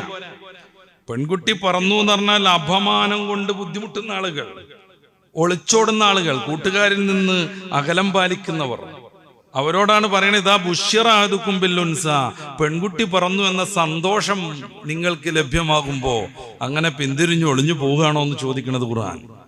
ആ ഒരു കാലഘട്ടത്തിൽ പെണ്ണിന് സ്വത്തവകാശം നൽകുന്നു മുത്തു റസൂൽ സല്ലല്ലാഹു അലൈഹി വസല്ലം. അവിടുന്ന് തുടങ്ങണം ഇസ്ലാമിന്റെ സ്ത്രീകളെ കുറിച്ചുള്ള പരിഗണന. പിന്നെ പല പല പല പല കാര്യങ്ങളും, സ്വത്ത് പകുതിയല്ല കിട്ടുള്ളൂ എന്നൊക്കെ ചോദിക്കണ ചില സംഗതികളുണ്ട്. നമ്മളത് വിസ്തരിച്ചു പറയേണ്ടതാണ്. പെണ്ണിന് സ്വത്ത് പകുതിന്ന് അങ്ങനെ ഒരു കണക്കൊന്നും ഇസ്ലാമിലില്ല. ബോധപൂർവ്വമാണ് ഞാൻ പറയുന്നത്. 4 ഇടങ്ങളിൽ പെണ്ണിന് സ്വത്ത് പകുതിയെ കിട്ടുള്ളൂ, 10 ഇടങ്ങളിൽ തുല്യമായിട്ട് കിട്ടുന്നുണ്ട്. ഇത് മറന്നു വെക്കാൻ പാടില്ല. 11-12 ഇടങ്ങളിൽ പുരുഷനേക്കാളും കൂടുതൽ കിട്ടുന്നുണ്ട്, ഏതാനും ഇടങ്ങളിൽ പുരുഷനേക്കാൾ കൂടുതൽ കിട്ടുന്നുണ്ട്. പിന്നെ എന്തുകൊണ്ട് ഇത്തരം സന്ദർഭങ്ങളിൽ പകുതിയാകുന്നു? അതിന് കൃത്യമായ ന്യായവും മനഃശാസ്ത്രപരമായ വിശദീകരണങ്ങളുമുണ്ട്. എന്നിട്ട് പെണ്ണിന് പകുതിയല്ലേ കൊടുക്കണുള്ളൂ എന്ന് പറഞ്ഞ് ഖുർആന്റെയും ഇസ്ലാമിന്റെ മേലക്ക് കാണുന്ന ഈ ടീമൊക്കെ മതപരമായിട്ട് കിട്ടിയതല്ല അവർക്ക് കിട്ടുന്ന സ്വത്ത്. പിന്നെ ജനാധിപത്യ രാജ്യങ്ങൾ രൂപപ്പെട്ടപ്പോൾ അവിടെയുള്ള നിയമ പോരാട്ടങ്ങൾ വഴി നേടിയെടുത്തതാണ്. ഇത് മനസ്സിലാക്കണില്ല. എന്നിട്ട് എന്തിനധികം ഈ 19-ാം നൂറ്റാണ്ടിന്റെ ഫസ്റ്റിൽ പോലും പെണ്ണിന് ആത്മാവുണ്ടോ എന്ന് യൂറോപ്പിൽ സഭകൾ ചർച്ച ചെയ്തിരുന്നു. പെണ്ണിന് ആത്മാവുണ്ടോ എന്ന് പിന്നെ പെണ്ണിന്റെ കൃത്യമായ ഇടമായി ഖുർആൻ പറയുന്നത്, അവളുടെ സുരക്ഷിത സോണായിട്ട് ഖുർആൻ പറയുന്നത് അവളുടെ വീടകങ്ങൾ തന്നെയാണ്. വഖർന ഫീ ബുയൂതികുന്ന വലാ തബറജ്ന തബറുജൽ ജാഹിലിയ്യത്തുൽ ഊല. പരിശുദ്ധ ഖുർആൻ 33-ാം അധ്യായം അൽ അഹ്സാബിന്റെ 33-ാമത്തെ വാക്യം. സ്ത്രീകൾ അവരുടെ വീടുകളിൽ അത്യാവശ്യ സന്ദർഭങ്ങളിലല്ലാതെ പുറത്തിറങ്ങാതെ അടങ്ങിയിരുന്നു കൊള്ളട്ടെ. പുറത്തിറങ്ങുമ്പോൾ തന്നെയും അവരെ ചില ചിട്ടകളും മര്യാദകളും പാലിക്കുകയും ചെയ്യട്ടെ എന്നാണ് ഖുർആന്റെ ഭാഷ. എന്തുകൊണ്ട് ഇത് ഈ ലിബറൽ കാലത്ത് നമ്മൾ ചർച്ച ചെയ്യണം? വിശദീകരിച്ച് പറഞ്ഞാൽ ഈ സദസ്സ് മലിനമാകും. അതുകൊണ്ട് സൂചനകൾ മാത്രം നാം നൽകാം. ഫ്രാൻസിൽ ലിബറലിസം കണ്ടുപിടിച്ച നാടാണ്. ആ ഫ്രാൻസിൽ 98% സ്ത്രീകൾ ഏതെങ്കിലും രീതിയിലുള്ള സെക്സൽ ഹറാസ്മെന്റിന് വിധേയരാണെന്ന് പഠനങ്ങൾ പറയുന്നു. ഏതെങ്കിലും രീതിയിലുള്ള ഏതെങ്കിലും തലത്തിലുള്ള ഈ സെക്സൽ അക്രമങ്ങൾക്ക് സ്ത്രീകൾ വിധേയരാകുന്നു. പിന്നെ ഓരോ കണക്കെടുക്കുക നമുക്ക്. 25% ലണ്ടനിലെ പെണ്ണുങ്ങൾക്ക് കുട്ടികളുടെ അച്ഛൻ ആരാണെന്ന് അറിയാതെ പോകുന്നു. അമേരിക്കയിൽ 3,80,00,000 ചില്ലാനം ജാരസന്താനങ്ങൾ ആരാണ് അച്ഛനെന്നറിയാതെ ജീവിക്കുന്നു. അവരുടെ പ്രയാസങ്ങൾ പരിഗണിച്ച് ഗവൺമെന്റിന് വലിയ ഫണ്ട് ചെയ്യേണ്ടി വരുന്നു. ഈ വിഷയം വിശദീകരിച്ചുകൊണ്ട് വേൾഡ് ബെസ്റ്റ് സെല്ലർ ആയിരുന്ന പുസ്തകങ്ങൾ ഇറങ്ങുന്നു. ഫാദർലെസ് അമേരിക്ക പോലെയുള്ളത്. പെണ്ണിന്റെ വീടകങ്ങളിൽ നിന്ന് വ്യാപകമായി പലതും പറഞ്ഞ് പ്രലോഭിപ്പിച്ച് പുറത്തിറക്കിയതിന്റെ തിക്തഫലം. ലോകത്തെ ഏറ്റവും കൂടുതൽ സുരക്ഷിതമായി പെണ്ണിന് ജീവിക്കാൻ പറ്റുന്ന നാട് ഏതാണ്? ഈ ലിബറലിസ്റ്റുകളും ന്യൂ എത്തിസ്റ്റുകളും അവകാശപ്പെടുന്ന അവരുടെ ഏറ്റവും ഈ ഹാപ്പിനെസ് ഇൻഡെക്സിൽ മുന്നിൽ നിൽക്കുന്ന സ്വീഡനാണോ? അല്ല. ഡെൻമാർക്കാണോ? ഒരിക്കലും അല്ല. നോർവേ ആണോ? ലോകത്തെ ഏറ്റവും കൂടുതൽ പെണ്ണ് സുരക്ഷിതമായി ജീവിക്കാൻ പറ്റുന്ന ഏറ്റവും പുതിയ കണക്കിൽ പോലും ഹബീബായ നബി തങ്ങളുടെ മദീന ഷെരീഫാണ്. മദീന ഷെരീഫ് മാത്രം. പെണ്ണുങ്ങൾ വരാത്തായിട്ടതുകൊണ്ടാണോ? ലക്ഷക്കണക്കിന് സ്ത്രീകൾ അവിടെ ദിവസവും എത്തുന്നുണ്ട്. ലക്ഷക്കണക്കിന് സ്ത്രീകൾ നിത്യമായി എത്തിയിട്ടും ലോകത്തെ ഏറ്റവും കൂടുതൽ പെണ്ണിന് സുരക്ഷിതത്വമുള്ള നാട് ഹബീബായ നബി തങ്ങൾ ഉറങ്ങുന്ന മദീന ഷെരീഫാണ്. യമനിന്റെ തലസ്ഥാനമാകുന്ന സൻആ മുതൽ മദീന വരെ ഒരു പെണ്ണിന് ഹിംസ്ര ജന്തുക്കളെ മാത്രം ഭയന്ന് നട്ടപ്പാതിരക്ക് നടക്കാൻ പറ്റുന്ന സാഹചര്യം വന്നാലേ എന്റെ മഹാവിപ്ലവം പൂർണ്ണമാകൂ എന്ന് ലോകത്തിന്റെ നായകൻ മുഹമ്മദുർ റസൂലുള്ളാഹി. അത് ഇന്നും അങ്ങനെ തന്നെ നടക്കുന്നു. ആ പെണ്ണെത്താത്തതല്ല പ്രശ്നം. നോർവ പോലെയുള്ള നാടുകളിലൊക്കെ കുറച്ചേ മനുഷ്യരുള്ളൂ. എന്നിട്ട് പോലും മദീന ഷെരീഫിന്റെ അടുത്തേക്ക് അവർക്ക് എത്താൻ പറ്റുന്നില്ല. ലോകത്തെ ഏറ്റവും പെണ്ണിന് സുരക്ഷിതമുള്ള ഭൂമി, നാട്, ടൗണ്, ജീവിത വ്യവസ്ഥ മദീനയിലാണ്. ഏറ്റവും പുതിയ കണക്കാണ് ഞാൻ പറയുന്നത്. ഇതിന്റെ മുന്നേ കാലങ്ങളായി മദീന തന്നെയാണ്. അത് വേറെ കാര്യം. എന്തുകൊണ്ട് ഇത് സംഭവിക്കുന്നു? അതാ റസൂൽ പറഞ്ഞ സൻആ മുതൽ മദീന വരെ പെണ്ണിന് നടന്നു വരുമ്പോ, നട്ടപ്പാതിരക്ക് നടന്നു വരുമ്പോ ഒരു മനുഷ്യനെയും അവർക്ക് പേടിണ്ടാവില്ല. അത്ര സേഫായി മാറും. ആരെ മാത്രം പേടിക്കേണ്ടി വരും? ഹിംസ്ര ജന്തുക്കളെ. പാമ്പ് പിടിക്കോ നോക്കേണ്ടി വരും, ചെന്നായ പിടിക്കോ നോക്കേണ്ടി വരും. ഞാൻ നേരത്തെ പറഞ്ഞ അവർക്ക് നിയമങ്ങളും ശരിയത്തൊന്നുമില്ലല്ലോ. പെണ്ണിനെ പുറത്തിറക്കിയിടത്തുള്ള കണക്കാണ് ഞാൻ ആദ്യം പറഞ്ഞത്. ആവർത്തിക്കണ്ടല്ലോ, ഇനിയും കുറെ പറയാനുണ്ട് അതുമായി ബന്ധപ്പെട്ട്. പെണ്ണിനെ വ്യാപകമായി പലതും പറഞ്ഞു പ്രലോഭിപ്പിച്ചു. ഇപ്പൊ ജോലിയുടെ കാര്യം തന്നെ നമ്മൾ എടുക്കാം. 4 സാധ്യതകളേ ഉള്ളൂ ആണും പെണ്ണുമായി ബന്ധപ്പെട്ട് ജോലിയെ കുറിച്ച് നമ്മൾ സംസാരിക്കുമ്പോൾ. ഒന്നുകിൽ 2 പേരും വീടകത്തിരുന്ന് ജോലി ചെയ്യണം, അല്ലെങ്കിൽ 2 പേരും വീടിന്റെ പുറത്തിറങ്ങിയിട്ട് ജോലി ചെയ്യണം, അല്ലെങ്കിൽ ആണ് വീടിനകത്തിരിക്കണം, പെണ്ണ് പുറത്തിറങ്ങി ജോലി ചെയ്യണം, അല്ലെങ്കിൽ പെണ്ണ് വീടിനകത്തിരിക്കണം, ആണ് പുറത്തിറങ്ങി ജോലി ചെയ്യണം. ഇതിൽ 2 സാധ്യതകൾ തീരെ ബുദ്ധിയുള്ള ഒരു മനുഷ്യനും അംഗീകരിക്കൂല. ആണും പെണ്ണും വീടിന്റെ അകത്ത് ഇങ്ങനെ ഇരിക്കുക, പിന്നെ ജീവിതം എങ്ങനെ മുന്നോട്ട് പോവുക? വീട് നിർമ്മാണം എങ്ങനെ നടക്കുക? കാറ് വാങ്ങലും കുട്ടികളെ പോറ്റലും എങ്ങനെ നടക്കുക? 2 പേരും വീടിനകത്ത് ഇങ്ങനെ ഇരുന്ന സംഗതി നടക്കുമോ? നടക്കൂല. പിന്നെ പെണ്ണ് പുറത്തിറങ്ങി ജോലി ചെയ്യുക, ആണ് വീടിനകത്തിരിക്കുക, അത് എത്രമേൽ ശാസ്ത്രീയമാണ്? ആണിന് തീരെ കഴിയാത്ത പെണ്ണിന് മാത്രം ഇടപെടാൻ പറ്റുന്ന അവരുടെ ജീവിതത്തിലെ ചില സംഗതികളുണ്ട്. വേഗം മനസ്സിലാവും. പ്രസവം, ഗർഭധാരണം, മുലയൂട്ടൽ, കുഞ്ഞുങ്ങളെ പരിപാലിക്കൽ, ആ പെണ്ണ് ജോലിക്ക് പോവുക, ആണ് വീടിനകത്ത് സുഖസുന്ദരമായിട്ട് ഇരിക്കുക. പെണ്ണ് ഗർഭമൊക്കെ ഉണ്ടാകുന്ന കാലത്ത് ഗർഭമായിട്ട് ജോലിക്ക് പോവുക. പെണ്ണ് പ്രസവത്തിൻ്റെ അന്ന് ഒരു ദിവസം വേണമെങ്കിൽ ലീവ് എടുത്ത് അതിൻ്റെ പിറ്റേന്നും അതിൻ്റെ തലേന്നൊക്കെ ജോലിക്ക് പോവുക. കുട്ടിനെ പോറ്റാൻ വേണ്ടിയിട്ട് പെണ്ണ് ഓടുക, ഇടക്കിടക്ക് വരിക, പാലെടുത്ത് പോവുക. കാരണം ജോലിക്കാരി അവളാണ്, ആണ് വീട്ടിലിരിക്കുകയാണ്. മൂപ്പര് വീട്ടിലെ പണിയൊക്കെ എടുക്കുന്നുണ്ട്. മൂപ്പര് വീട്ടിലെ ഈ പാചകം, തുടക്കലും മടിക്കലും ഒക്കെ നടത്തുന്നുണ്ട്. പെണ്ണ് ജോലിക്ക് പോയി സമ്പാദിക്കണം. ഈ രണ്ട് സാധ്യതകളും ബുദ്ധിയുള്ള ഒരാൾക്കും അംഗീകരിക്കാൻ പറ്റില്ല. എന്തുകൊണ്ട്? പുറം എന്ന് പറഞ്ഞാൽ പ്രതിസന്ധികളുടെ മേഖലയാണ്. പുറത്തിറങ്ങിയാൽ പല ജാതി പ്രശ്നങ്ങൾ നേരിടും. കഠിനമായ ചൂട് വേണ്ടി വരും. എല്ലാവർക്കും വൈറ്റ് കോളർ ജോലി കിട്ടൂല. നല്ല ഫിസിക്കലി ബുദ്ധിമുട്ടുണ്ടാകുന്ന ജോലികൾ ഉണ്ടാകും. പെണ്ണത് ചെയ്യേണ്ടി വരും. പീഡനത്തിന് ഏറ്റവും കൂടുതൽ സാധ്യത പെണ്ണിനാണ്, ആണിനല്ല. എല്ലാ അർത്ഥത്തിലും ഈക്വാലിറ്റി ആവണം എന്നൊക്കെ വാദിക്കുന്നവരൊക്കെ ഉണ്ട്. ശരിക്ക് റാഡിക്കൽ ഫെമിനിസ്റ്റുകളൊക്കെ, ഫെമിനിസം 5 ഗ്രൂപ്പാണ്, അതിൽപ്പെട്ട ഒന്നാണ് റാഡിക്കൽ ഫെമിനിസ്റ്റുകൾ. എല്ലാ അർത്ഥത്തിലും പെണ്ണുങ്ങൾ ആണിനോട് ഈക്വൽ ആവണം എന്നാണ് അവർ പറയാ. ഒരു പെണ്ണിനെ വളരെ സിമ്പിളായിട്ട് ഒരാൾക്ക് കിഡ്നാപ്പ് ചെയ്യാൻ പറ്റും, അവളെ റേപ്പ് ചെയ്യാൻ പറ്റും, എല്ലാ തോന്നിയാസത്തിനും ഉപയോഗിക്കാൻ പറ്റും. 4 പെണ്ണ് വിചാരിച്ചാലും ഒരാണിന് അത്ര സിമ്പിളായിട്ട് ചെയ്യാൻ പറ്റൂല. കുറച്ചും കൂടി ആഴത്തിലിറങ്ങുക. അത് പറഞ്ഞ അശ്ലീലാവുമെന്ന് എനിക്കൊരു ചെറിയ പേടിയുണ്ട്. ഒരു പെണ്ണിനെ ഏത് പുരുഷനും എപ്പോഴും ലൈംഗികമായി കീഴൊടുക്കാൻ പറ്റും, അവളെ പിടിച്ചിട്ട് റേപ്പ് ചെയ്യാൻ പറ്റും തന്നെ. നേരെ മറിച്ച് ഒരു പുരുഷനെ തട്ടിക്കൊണ്ടുപോയിട്ട് ഒരു പെണ്ണിനെ അത് അങ്ങനെ തന്നെ ചെയ്യാൻ കഴിയില്ല.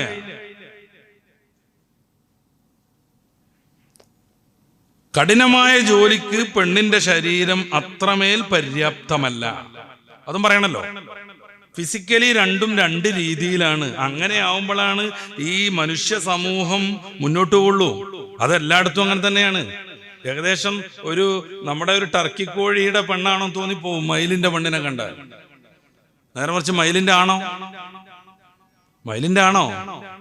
മാനിന്റെ പെണ്ണിനെ നോക്കുക. മാനിന്റെ ആണോ പടർന്നു പിടിച്ച കൊമ്പും ആരോഗ്യമായിട്ട് നടക്കും. ആനയെ നോക്കുക, ആനയെയും നോക്കുക. ഓരോന്നും നോക്കുക. പൂവൻകോഴിയും പടക്കോഴിയും തമ്മിലുള്ള വ്യത്യാസം നോക്കുക. അതെന്തിനാ അങ്ങനെ വന്നത്? അങ്ങനെ വരുമ്പോഴാണ് അവരുടെ വംശം മുന്നോട്ട് പോകുള്ളൂ. നമ്മൾ എത്ര ഈക്വലാന്ന് പറഞ്ഞിട്ട് കാര്യമില്ല. ഒരാണിന് ചാടി പിടിച്ച് മരത്ത് കയറാൻ പറ്റും. ഒരു പെണ്ണ് അങ്ങനെങ്ങാനും മരത്ത് കയറിയാൽ അത് പിറ്റേ ദിവസം എല്ലാ പേപ്പറിലും വാർത്ത വരും. കാരണം അതൊരു അപൂർവ സംഗതിയാണ്. ഒരു പെണ്ണ് ക്രെയിൻ വർക്ക് ചെയ്യിപ്പിച്ചിട്ടുണ്ടെങ്കിൽ അത് പേപ്പറിൽ വരും. UAE ഒരു പെണ്ണിന് വലിയ ഈ ലോറിയൊക്കെ ഓടിക്കാനുള്ള ലൈസൻസ് കിട്ടിയാൽ കേരളത്തിലൊക്കെ പേപ്പറിൽ അത് വരും. അങ്ങനെ ആണുങ്ങൾക്ക് ലൈസൻസ് കിട്ടിയത് പേപ്പർ കൊടുക്കുകയാണെങ്കിൽ മനോരമയിൽ വേറെന്തെങ്കിലും കൊടുക്കാൻ പറ്റുമോ? ഫുള്ള് കൊടുക്കേണ്ടി വരൂലേ? ഒരാണ് JCB ഓടിച്ചതിന്റെ ചിത്രം കൊടുക്കുകയാണെന്നുണ്ടെങ്കിൽ മാതൃഭൂമി പത്രത്തിൽ, അതല്ലാത്ത വേറെന്തെങ്കിലും കൊടുക്കാൻ പറ്റുമോ? കാരണം ലോകത്ത് അത്രയും ആണുങ്ങൾ JCB വർക്ക് ചെയ്യിപ്പിക്കുന്നില്ലേ, ക്രെയിൻ ഉപയോഗിച്ചുകൊണ്ടിരിക്കണില്ലേ? ഇതാരെയും കുറ്റപ്പെടുത്താനൊന്നുമല്ല. പെണ്ണ് പുരുഷനെ സംബന്ധിച്ചിടത്തോളം ഏറ്റവും അനിവാര്യമാണ്, പെണ്ണിനെ സംബന്ധിച്ചിടത്തോളം പുരുഷനും അനിവാര്യമാണ്. അപ്പൊ തുല്യനീതി എന്നതിൽ നിന്ന് മാറിയിട്ട് സമത്വം എന്ന രീതിയിലേക്ക് കാര്യങ്ങൾ കൊണ്ടുപോയെടുത്ത് ഈ പെണ്ണുങ്ങളെ പുറത്തെടുക്കാൻ കളിച്ചവർക്കൊക്കെ പഴച്ചു. തുല്യനീതി വേണം, അതിലൊരു സംശയമല്ല. പെണ്ണിന് നീതി കിട്ടണം, വേണം. ഹജ്ജത്തുൽ വദാഇന്റെ പ്രസംഗത്തിൽ പോലും ഹബീബായ നബി തങ്ങൾ വളരെയേറെ ആർദ്രതയോടുകൂടെ സമൂഹത്തോട് പറഞ്ഞു, വസ്തൗസൂ ബിന്നിസാഇ ഖൈറാ, പെണ്ണുങ്ങളോട് ഗുണം മാത്രമേ ചെയ്യാവൂ, പെണ്ണുങ്ങളോട് ഗുണം മാത്രമേ ചെയ്യാവൂ. നമ്മളും അവരും തമ്മിലുള്ള ബന്ധത്തിന്റെ ഊഷ്മളത വിശദീകരിച്ചുകൊണ്ട് സൂറത്തുൻ നിസായുടെ 1-ാമത്തെ വചനത്തിൽ അല്ലാഹു പറഞ്ഞു, പുരുഷനിൽ നിന്ന് സ്ത്രീ സൃഷ്ടിക്കപ്പെടുന്നു, അവർ 2 പേരിൽ നിന്നും ഒരു മഹാസമൂഹം രൂപപ്പെടുന്നു. സൂറത്തുൽ ഹുജറാത്തിന്റെ 13-ാമത്തെ വചനത്തിൽ ഇന്നാ ഖലഖനാകും മിൻ ദക്കരിൻ വ ഉൻസ, ഒരാണിൽ നിന്നും പെണ്ണിൽ നിന്നുമാണ് നിങ്ങളൊക്കെ ഈ പൊട്ടിച്ചനച്ചുണ്ടായിട്ടുള്ളത്. ആ പെണ്ണിനെ ഒഴിവാക്കി നിർത്തേണ്ട സംഗതിയൊന്നുമല്ല. പെണ്ണ് അനിവാര്യമാണ്, ആണും അനിവാര്യമാണ്. ഇത് രണ്ടും രണ്ടിൻ്റെതായ ദൗത്യവും ലക്ഷ്യവും നിർണയിച്ച് മുന്നോട്ട് പോകണം. അപ്പോൾ സമൂഹം സക്രിയമാകും. പെണ്ണിനെ ജോലിക്ക് കൊണ്ടുവരുമ്പോഴുള്ള 2-ാമത്തെ സാധ്യതയാണ് നമ്മൾ പറയുന്നത്. പെണ്ണ് ജോലി ചെയ്യുക, ആണ് വീടകത്ത് ഇങ്ങനെ ഇരിക്കുക. ഇനിയൊരു സാധ്യത, രണ്ട് സാധ്യത കൂടെ നമ്മുടെ മുമ്പിലുണ്ട്. ഒന്ന്, ആണും പെണ്ണും പുറത്തിറങ്ങി ജോലി ചെയ്യുക, അല്ലെങ്കിൽ ആണ് പുറത്തിറങ്ങി ജോലി ചെയ്യുക, പെണ്ണ് വീട് കാര്യങ്ങളൊക്കെ ആയിട്ട് ഉള്ളിലിരിക്കുക. ഇതിൽ ഏറ്റവും പ്രകൃതിപരമായത് പെണ്ണ് വീട് കാര്യങ്ങളൊക്കെ നോക്കി അത്യാവശ്യത്തിനല്ലാതെ ജോലിക്ക് പോവാതെ, ആവശ്യത്തിനല്ലാതെ പുറത്തിറങ്ങാതെ കാര്യങ്ങളുമായി മുന്നോട്ട് പോവുക. ആണ് ഫിസിക്കലി ശാരീരികമായി തന്നെ ആരോഗ്യം കൂടുതലുള്ളവനാണ്, ശക്തിയുള്ളവനാണ്. അതെല്ലാം കണക്ക് കൊടുത്താൽ നമുക്കറിയാൻ പറ്റും. ലോകത്തെ ഏറ്റവും കൂടുതൽ സ്പീഡിൽ ഓടുന്ന ആണിനെയും പെണ്ണിനെയും എടുക്കുക. 100 മീറ്റർ ഓടുന്ന ഉസൈൻ ബോൾട്ടിനെയും 100 മീറ്റർ തന്നെ പെണ്ണുങ്ങളുടെ വിഭാഗത്തിൽ ഓടുന്ന ഏതെങ്കിലും ഒരു മറീന വോൾട്ടിയെയും നമ്മളൊന്ന് പരിശോധിക്കുക. അവർ തമ്മിലുള്ള 100 മീറ്ററിന്റെ വ്യത്യാസം നമുക്ക് മനസ്സിലാകും. അവിടുന്ന് തുടങ്ങണം. ഇപ്പോ ഈ കഴിഞ്ഞ ഏതോ ഒരു ഒളിമ്പിക്സിൽ ഏതോ ഒരു മത്സരത്തിൽ ആണായൊരു ചങ്ങാതി പെണ്ണായിട്ട് ഐഡന്റിഫൈ ചെയ്യുന്ന ഒരു പൊട്ടത്തരുണ്ടല്ലോ, അങ്ങനെയുള്ള ഒരു ചങ്ങായി ഗുസ്തി മത്സരത്തിന് വന്നു. പെണ്ണുങ്ങളുടെ ഗുസ്തി മത്സരത്തിൽ മുടി നീട്ടിയിട്ടുണ്ട്, അവിടെ ഇവിടെയൊക്കെ പൊക്കിയിട്ടുണ്ട്, ഏകദേശം പെണ്ണിന്റെ രൂപമുണ്ട്, പക്ഷെ ബേസിക്കലി ആണാണ്. അവനോട് മത്സരിക്കാൻ വന്നത് ഒരു ഒറിജിനൽ പെണ്ണാണ്. ആ മത്സരം 46 സെക്കൻഡ് മാത്രമാണ് നീണ്ടു നിന്നത്. ഇടിച്ചിട്ട് ആ പമ്പർന്നോളുടെ മൂക്ക് കലങ്ങിപ്പോയി. ഓള് പറഞ്ഞ്, ഇതൊരിക്കലും നീതിയല്ല. ഈ ഗുസ്തി മത്സരം കഴിഞ്ഞാൽ രണ്ടുപേരുടെയും കൈയൊക്കെ പൊക്കിയിട്ട് ഫസ്റ്റ് പൊക്കണ ആൾക്ക് 1ാം സ്ഥാനവും രണ്ടാമത് പൊക്കണ ആൾക്ക് 2ാം സ്ഥാനം, അങ്ങനൊക്കെ ഒരു മത്സരം ഉണ്ടല്ലോ. ഈ പെണ്ണ് കൈ കൊടുക്കാൻ നിന്നില്ല, കോച്ചിന്റെ അവിടെ നിന്ന് ഇറങ്ങിപ്പോയോള് പ്രതിഷേധിച്ചു. ഓള് പത്രസമ്മേളനം നടത്തി. എന്തേ? മത്സരിക്കാൻ വന്നത് പെണ്ണിന്റെ കോലത്തിലേക്ക് ഐഡന്റിഫൈ ചെയ്തിട്ടുണ്ടെങ്കിൽ പോലും ആളാണാണ്. ഈ ആണിനോട് പെണ്ണ് മത്സരിച്ചാൽ എങ്ങനെ നമ്മൾ ജയിക്കുക? 46 സെക്കൻഡിനപ്പുറം എങ്ങനെയാണ് ഈ പരിപാടി മുന്നോട്ട് പോകുക എന്ന് എന്തുകൊണ്ട് സംഭവിക്കുന്നു? സ്പോർട്സിലേക്ക് തന്നെ നമുക്ക് വരാം. ആണുങ്ങളുടെ നീന്തൽ മത്സരത്തിൽ ലോകാടിസ്ഥാനത്തിൽ 400 ചില്ലാനം റാങ്ക് ഉണ്ടായിരുന്ന ഒരുത്തുണ്ടായിരുന്നു, ഇപ്പോഴും ഉണ്ട്. ഇപ്പൊ ജയിലിലാണ്, വേറൊരു കേസുണ്ട്. 400 ചില്ലാനം, 450 താഴെയാണ് അവന്റെ റാങ്ക്. ഓന് മനസ്സിലായി ഈ 400 ആളുകളൊക്കെ ഓവർടേക്ക് ചെയ്തിട്ട് ഫസ്റ്റ് എത്തുക എന്ന് പറഞ്ഞാൽ സാധ്യമല്ല ഈ ആണായിരുന്നാൽ. മൂപ്പരൊരു ചെറിയ ഇക്കുമത്ത് നടത്തി. ഇനി ഞാൻ പെണ്ണാന്ന് ഐഡന്റിഫൈ ചെയ്തു. അങ്ങനെയാണ് ഈ ജെൻഡർ ലിംഗത്വം തീരുമാനിക്കുന്നത്. ഇവരൊക്കെ കൂടെ പറഞ്ഞിട്ട് നമ്മുടെ തോന്നലനുസരിച്ചാണെന്നാണ്. പ്രസവിക്കുന്ന സമയത്ത് സെക്സ് മാത്രം ഉണ്ടാവും എന്ന് വെച്ചാൽ ആണിന് മൂത്രമൊഴിക്കുന്ന സാധനം ഉണ്ടാവും, പെണ്ണിന് അതും ഉണ്ടാവും. അത് കരുതിയിട്ട് പെണ്ണാണ് തീരുമാനിക്കാൻ പറ്റൂല. ഈ വൃഷ്ണവും ലിംഗമൊക്കെ ഉള്ളതുകൊണ്ട് ആണാന്നും തീരുമാനിക്കാൻ പറ്റൂല. പിന്നെ അവര് സ്വയം തീരുമാനിക്കണം എന്താവണം എന്നുള്ളത്. ജനനം കൊണ്ടല്ല ജെൻഡർ തീരുമാനിക്കുന്നത്, നമ്മുടെ താല്പര്യം അനുസരിച്ചാണ്. അപ്പൊ ആണായൊരു ചങ്ങായി പെണ്ണ തീരുമാനിക്കുകയാണെങ്കിൽ ഓൻ പിന്നെ പെണ്ണാണെന്ന് സമ്മതിക്കണം എന്നാണ്. നമുക്കൊക്കെ മനസ്സിലുള്ളത് 1-2 ലിംഗങ്ങളാണ്, ആൺലിംഗവും പുല്ലിംഗവും സ്ത്രീലിംഗവും, അല്ലെ? 60 ജെൻഡർ ഉണ്ട് എന്നാണ് ഇപ്പൊ ഇവരൊക്കെ കൂടെ പറയണത്. 60 എണ്ണം ഉണ്ട്. ആണ് പറഞ്ഞ മാതിരി, പെണ്ണ് എന്ന് പറഞ്ഞ മാതിരി, ട്രാൻസ്ജെൻഡർ എന്ന് വേറൊന്ന്, ഇങ്ങനെ പോന്ന് 60 എണ്ണം ഉണ്ട് എന്നപ്പോ ഇവര് പറയണത്. അപ്പൊ ഈ നീന്തൽക്കാരൻ ഒരു തീരുമാനം എടുത്തു, ഇനി മുതൽ ഞാൻ പെണ്ണാണെന്നാണ് തീരുമാനിച്ചു. പിന്നെ മുടിയൊക്കെ വലുതാക്കി, നേരത്തെ പറഞ്ഞതുപോലെ സിലിക്കണൊക്കെ കുത്തിവെച്ച് അവിടെ ഇവിടെയൊക്കെ പൊക്കി. പിന്നെ പെണ്ണുങ്ങളുടെ നീന്തൽ മത്സരത്തിലെത്തി. ലോകത്ത് 1ാം സ്ഥാനത്തേക്ക് എത്ര പെട്ടെന്ന് എത്തിയെന്നറിയങ്ങള്. ആണുങ്ങളുടെ കൂട്ടത്തിൽ 500ാം റാങ്കിലുള്ള ചങ്ങാതി പെണ്ണാണെന്ന് ഐഡന്റിഫൈ ചെയ്ത് കോലൊക്കെ കെട്ടി പെണ്ണിന്റെ മാതിരി ഡ്രസ്സൊക്കെ ഇട്ട് പെണ്ണുങ്ങളോടൊപ്പം നീന്താൻ പോയപ്പോ ഓൻ 1ാം സ്ഥാനത്തിലേക്ക് വളരെ വളരെ പെട്ടെന്ന് എത്തി. ഇപ്പൊ അറസ്റ്റിലാവാൻ കാരണം ഡ്രസ്സിംഗ് റൂമിൽ വെച്ച് ഒറിജിനൽ പെണ്ണിന് ഇവൻ അവന്റെ ആ ഒരു ഇടൻ ഭാഗങ്ങൾ കാണിച്ചു കൊടുത്തു എന്നും പറഞ്ഞിട്ടുള്ള ഒരു പീഡന ശ്രമം എന്നും പറഞ്ഞിട്ടാണ്. 100% പുരുഷനാണെന്നർത്ഥം. കുറച്ചും കൂടെ വിശദീകരിക്കേണ്ടി വരും. അമേരിക്കയിൽ ഇതുപോലെയുള്ള ട്രാൻസ് മാനിനെ ഒരു കേസിൽ അറസ്റ്റ് ചെയ്തു. അവനെ പെണ്ണുങ്ങളെ ജയിലിൽ കൊണ്ടുപോയിട്ടു. 2 മാസം കഴിഞ്ഞപ്പോൾ അടിയന്തരമായിട്ട് അവൻ അവിടെ നിന്ന് പുറത്താക്കി.